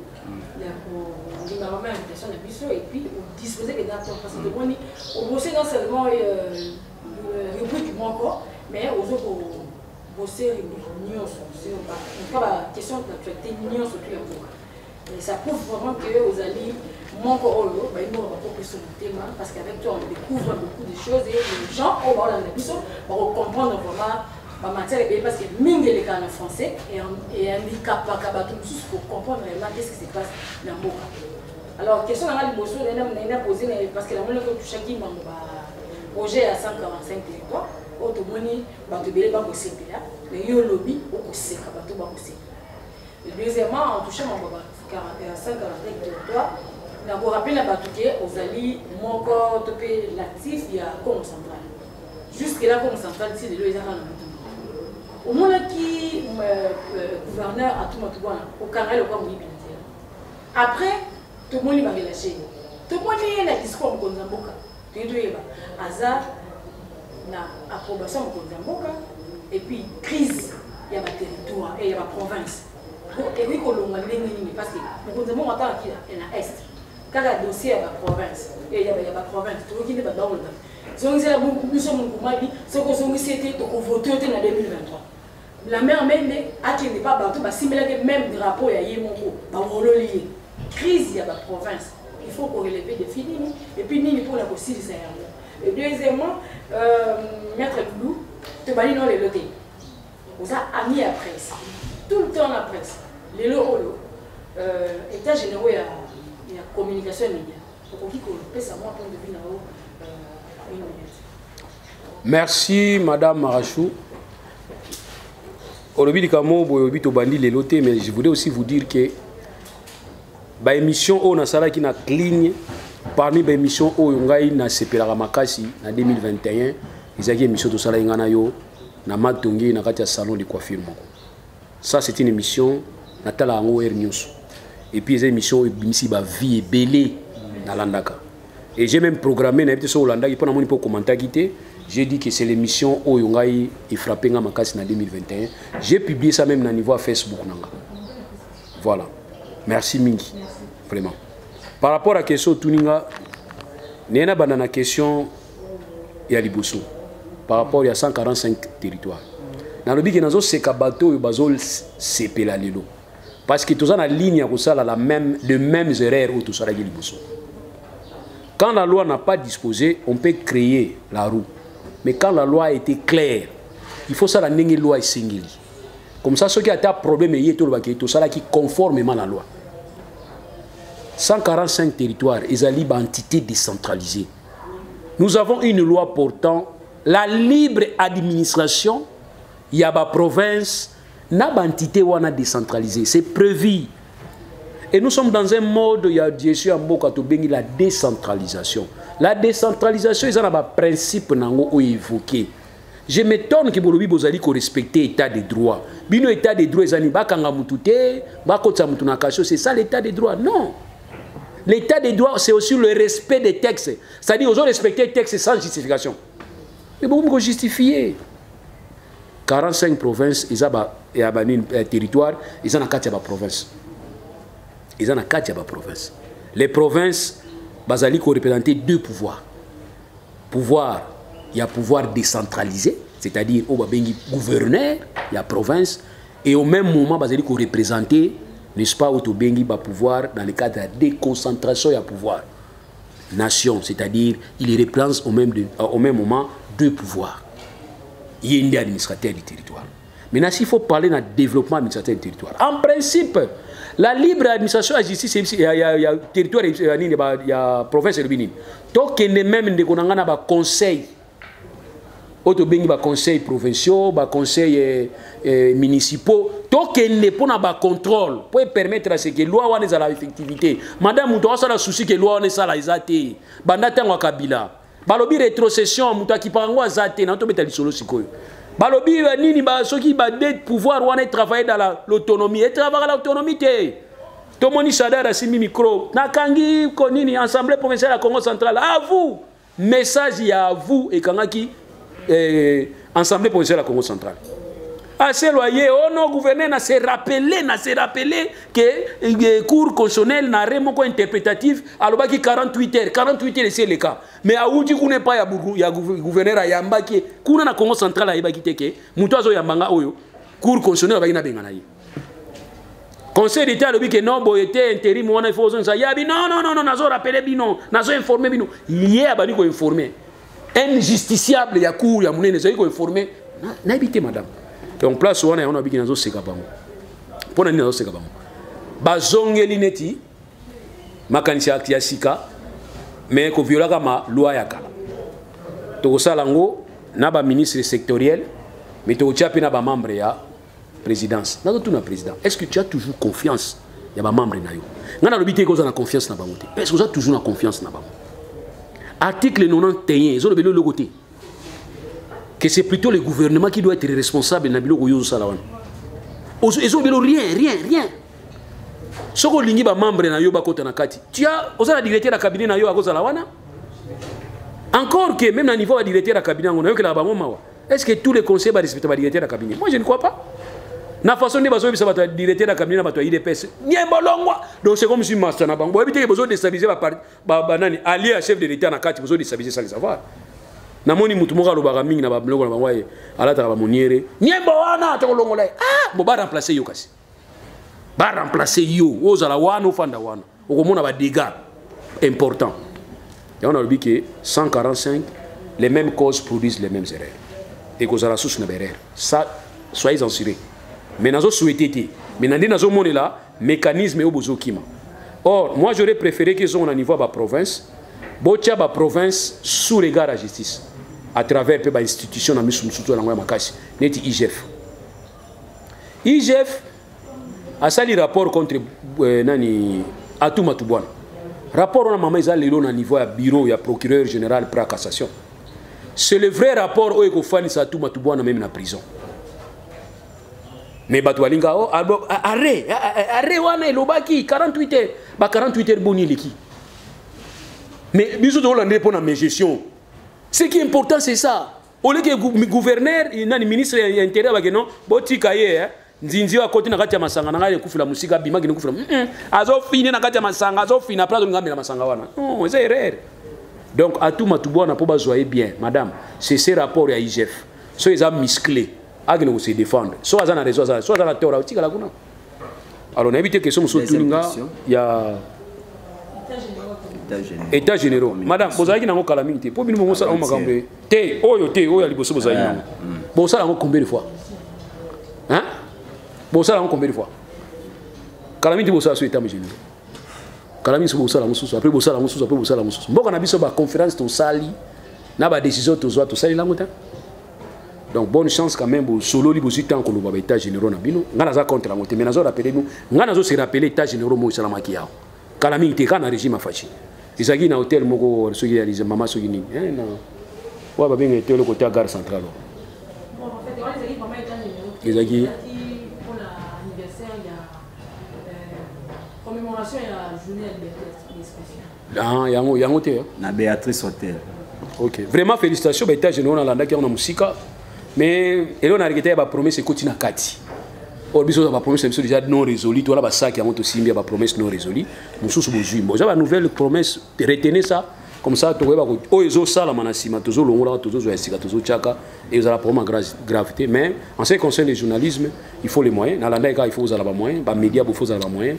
Il y a ba investigation, il faut avoir ba bibliothèque na bino en ligne, il faut aux la peine ba contact extérieur parce qu'aujourd'hui on peut pas seulement parler au Congo hold up et où tara ba organisme moko na ba média ya libanda et a biso ba média tant bazo lobaka bo kipaka bangote c'est comme si biso za après to la naka RFI lobi mais c'est des nani nanaki onani ba ligne na bino zo lobaka ba kipa ngote or vous dénoncez aussi ma camisola kana misu na bino oui mais wana ba to kipa ngote mais ce qui journée ça biga que moi eloko ka erreur ka mukeba ma langage bo mukamate komi bo sambisa ye bo kangaye.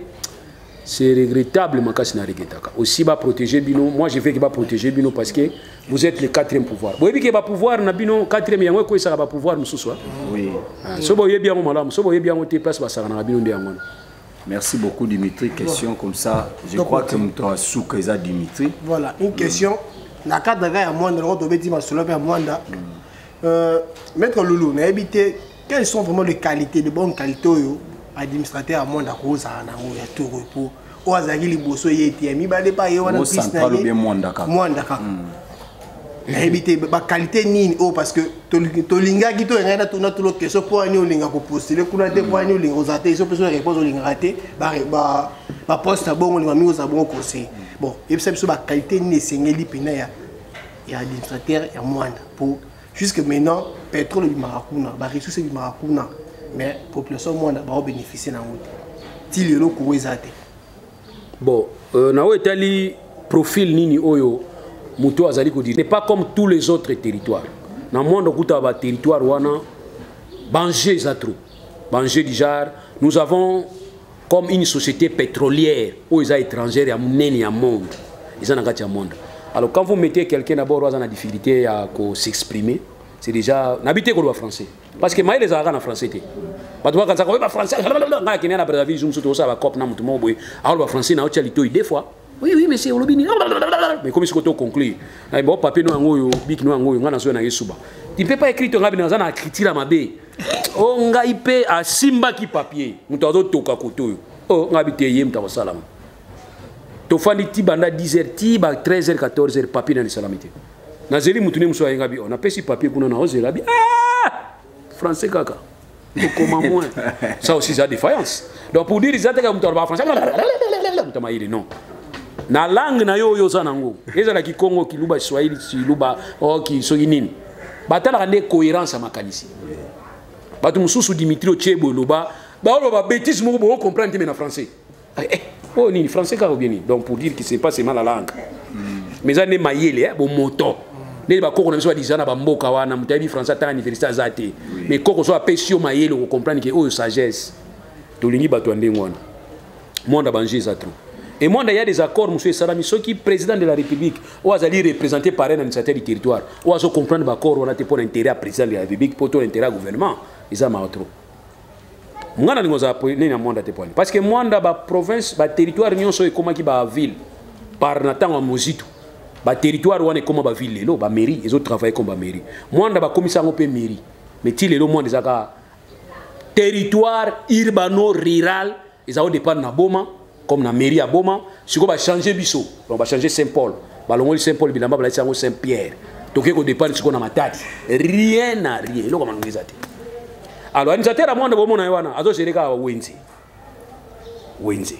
So il a le côté à Wenzi.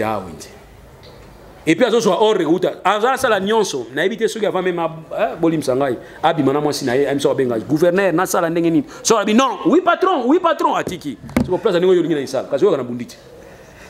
Dimitri comprend te place à néo nous ngana une sala o ko yoka na bundi na gouverneur na bi gouverneur place aux alliés ya to beta na makofi na ko kati simba te ya monike tika batu musuba sala wana mais du moins dans ça leader d'opinion na makamisi le kana monde nazo profiter ko et pas ya ministre ya hydrocarbures Didier Mudimbi ça c'est spécialement pour na yo so yi batu musuba ba yebi bo pc message Didier Mudimbi y na hydrocarbures. J'étais très content quand tu avais fait une déclaration. Il y a que vous continuez à apprendre.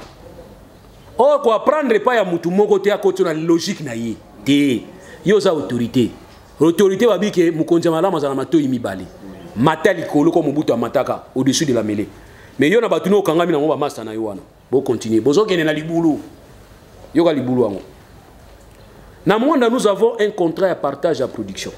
Ou bien CPP. Et dans ce contrat partage à production, bien que la loi hydrocarbures est bimi mikolo, mais contrat partage à production de travail c'est dans le cadre de COCODEM, Comité pour la concertation pour le développement du Mwanda. Alors COCODEM, au regard, il y a une note circulaire, il y a 2013, le 3 avril 2013, au ministre yo, son habit yo, dans le cadre de la continuité à l'œuvre, au ministre de hydrocarbures Komaki. On institue qui COCODEM dans son organisation, dans son fonctionnement et dans sa composition. On a une note circulaire. Comité de concertation à Mwanda et 10 membres. Riverains. Délégué à riverains. entre 3, 4 et 5 membres de ministère intérieur, ministère hydrocarbures, na autorité provinciale. Et ces comités est présidé par l'administrateur du territoire. Et est supervisé par la société pétrolière. Voilà la note circulaire où il y a ministre et hydrocarbures. C'est que y a été azali nangote. Mais nous avons rappelé que nous avons signé le document ministre des hydrocarbures. Qu'est-ce qui s'est passé entre-temps? Il s'est passé que ba autochtone ya Mwanda, dont moi je fais partie. Ngaïté muna balula ki ba papier wana mi bango ba balula ki. Ba commission Cocodem comme Asbel. Or Asbel ezali association sans but lucratif, ezana mission na yango, ezali apolitique. Mais tandis que Cocodem ezali structure à rencontre oyo marché nyonso bako sangana ba membre na kati po ba décider pour le développement ya Mwanda comme interface na ba société pétrolière na pouvoir en place. Bango ba commission nini Asbel.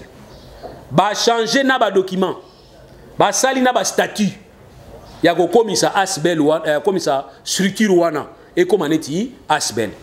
Yoka erreur.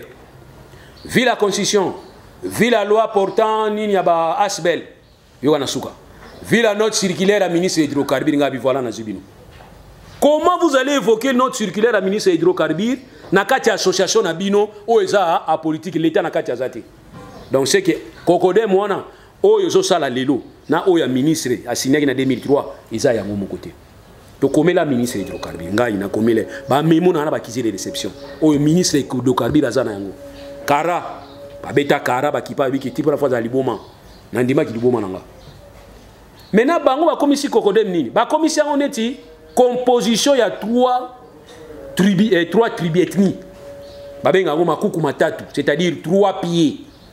Premier pied, ba Oyo. Deuxième pied, ba Solongo. Troisième pied, ba Congo ya Boma.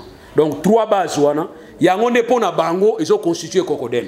Or Cocodem oya ministre na 2013, eza yango te. Ba benginde ba riverain. Les riverains n'est pas confondre avec l'autochtone.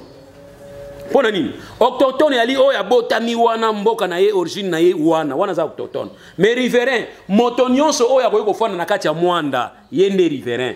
Ba lobité que comité de concertation pour le développement des villages de Mwanda, mais pour Mwanda. Donc Mwanda d'une manière générale. Na ba riverain, ba Yombe, Bangala, ba Luba, ba to bandundu ba bino nyonso boza bisika wana boza ba riverain. Bazo lo bande pona bino. Pona nini? Parce que zali contrat ya partage dans le cadre de la compensation. Bato ba osala bilanga ezaka ba oyo te.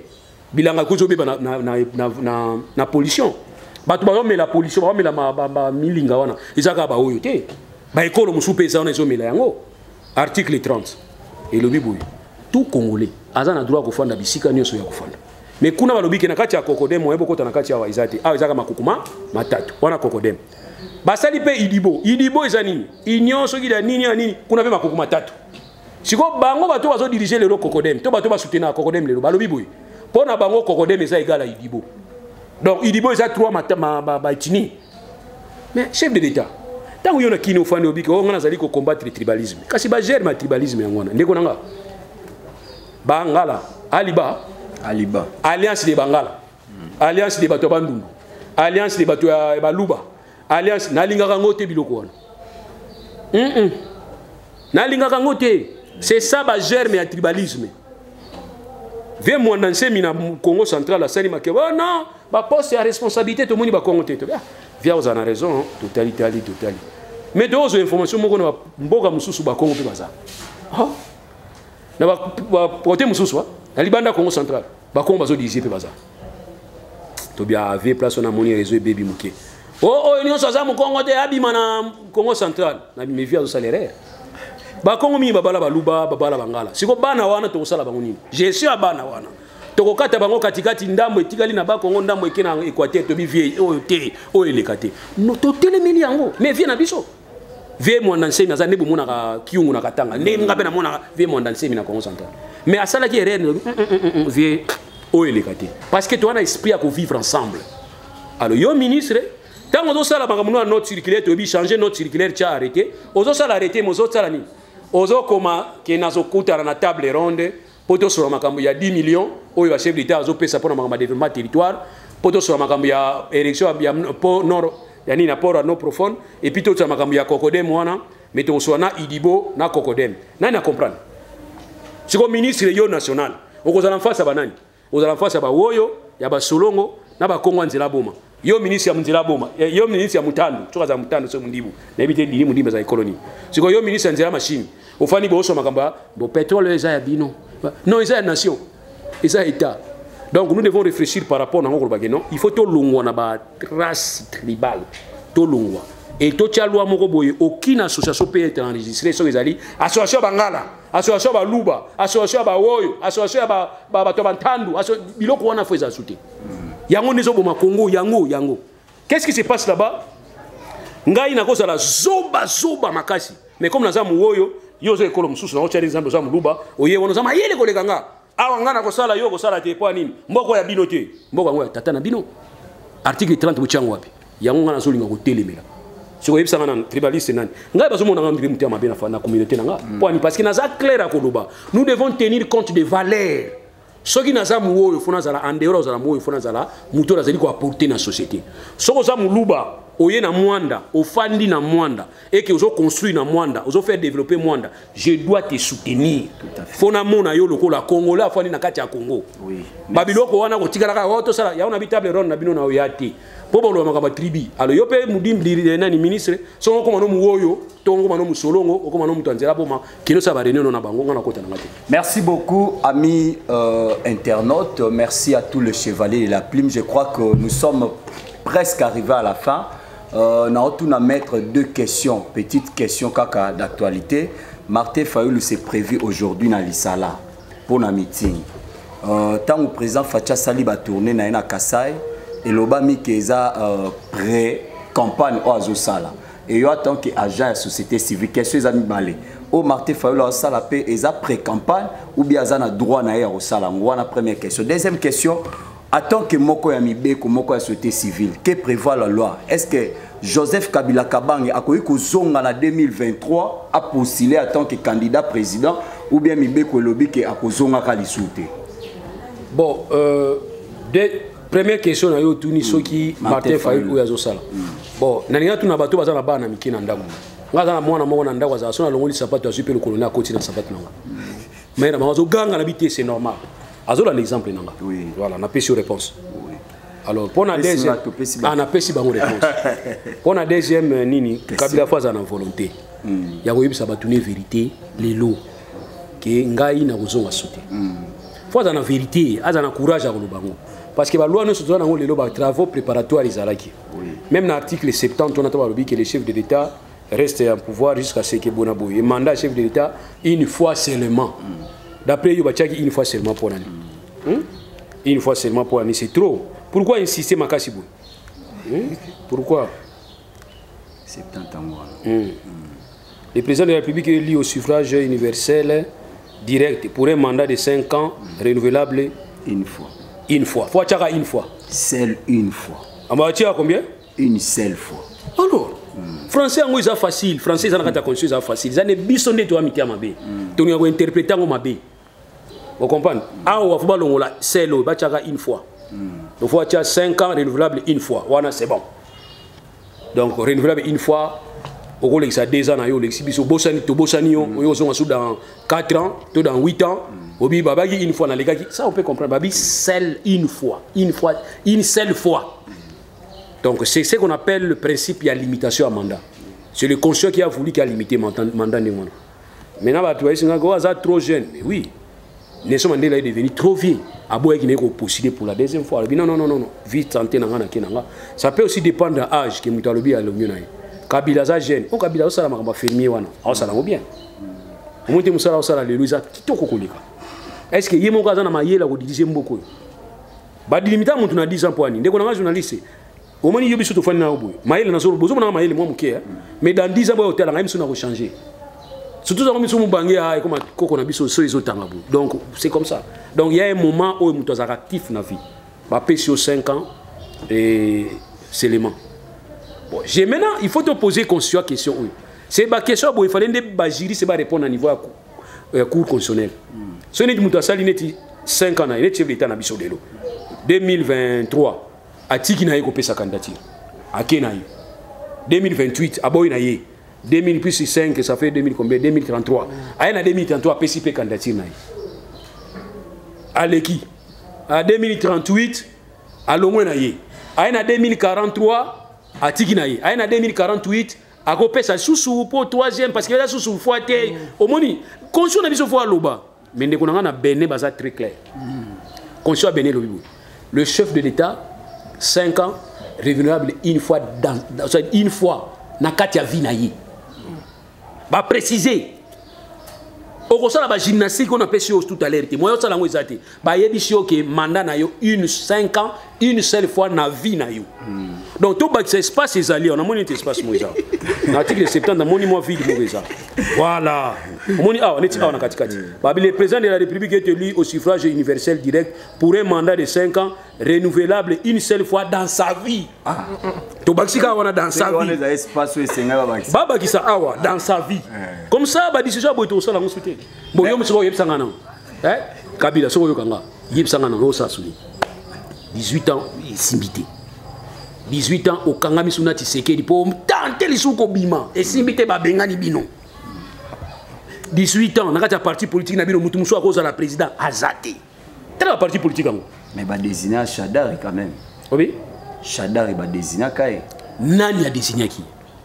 Il y a une autorité morale. Est-ce que le parti politique? Aujourd'hui, on a aussi les jeunes du Mingalassi. Est-ce n'a une question? Est-ce n'a pas de démocratie? N'a pas parti politique, loi portant organisation fonction à parti politique. On vous a dit que l'autorité morale faut désigner un candidat. Magambo est au chef d'État, Salaki Makambo, il y a un mandat spécial. Quand on a une autorité morale, on a un mandat spécial. Si on a un mandat spécial, Kabound a salé les caprices. Pourquoi Kabound a profité nango? Tant que Kabound a salé nango, on a dit que chef de l'État, au commissaire de l'État, l'OBA. Article 96. Comme Kabound a auto ça à droit, bino bato à droit pour soutenir Yeka d'une manière ou d'une autre. Kabound a ça à droit na ILK. Na 3e. Eza Kabound, Eza Francis Kalombo. 2 personnes. Je le dis devant témoin. Ce que Zalinde, classe Batangi Lelo, Majuma Yele Wana Bazana, c'est que formation à RDC Zakito. Ça, je vous dis. Nanibo Zouango comme scope Bopé Samona Batunion. Kabound na Francis Kalombo. Ce que Zaliki, Mayele O Bango Bazanango, ba université à Koundé Pesango, contrairement à Marcelin, à Zouaki en Suisse. Je vous dis la vérité. La RDC Tangsi Batou bien. Na sista na nini na travail défense ya Francis Kalombo. J'ai assisté quelqu'un on a apprécié qui. Na assisté na défense au bolobeli mingo ya Kabound. Wana za na deuxième graduat. Na landi défense na yeti na suko na fandi boy na bike monsieur o azama yele. Siko biso ba défense musutu assista ba petit na biso mususu. Soko bani go yoka fo bana ba petit balobaka late. Balobaka la papa te petit. Tu bana wana. La grand-mère, petit papa, la papa, t'es notre la papa, nous devons défendre les droits. Heureusement, ils ont un problème. C'est dans les médecines. Il y a un ministre qui nous a dit qu'il à dire dans la médecine. C'est comme nous avons un PC qui c'est un rodage qui nous font la moutouliboum. À fond, nous avons un médecin. À Bossani, côté Bachara Bistouri, à Bossani, côté à tout professeur Bachara, voilà le problème. Ou bien, ça la stage, l'écolo avion. Bah, non, biso to tangisi lelo. Oh, biso to tangisi lelo. Au PC avion, kumba avion. Car après, on PC formation avion, on a dit qu'on kumba avion dans ma tête.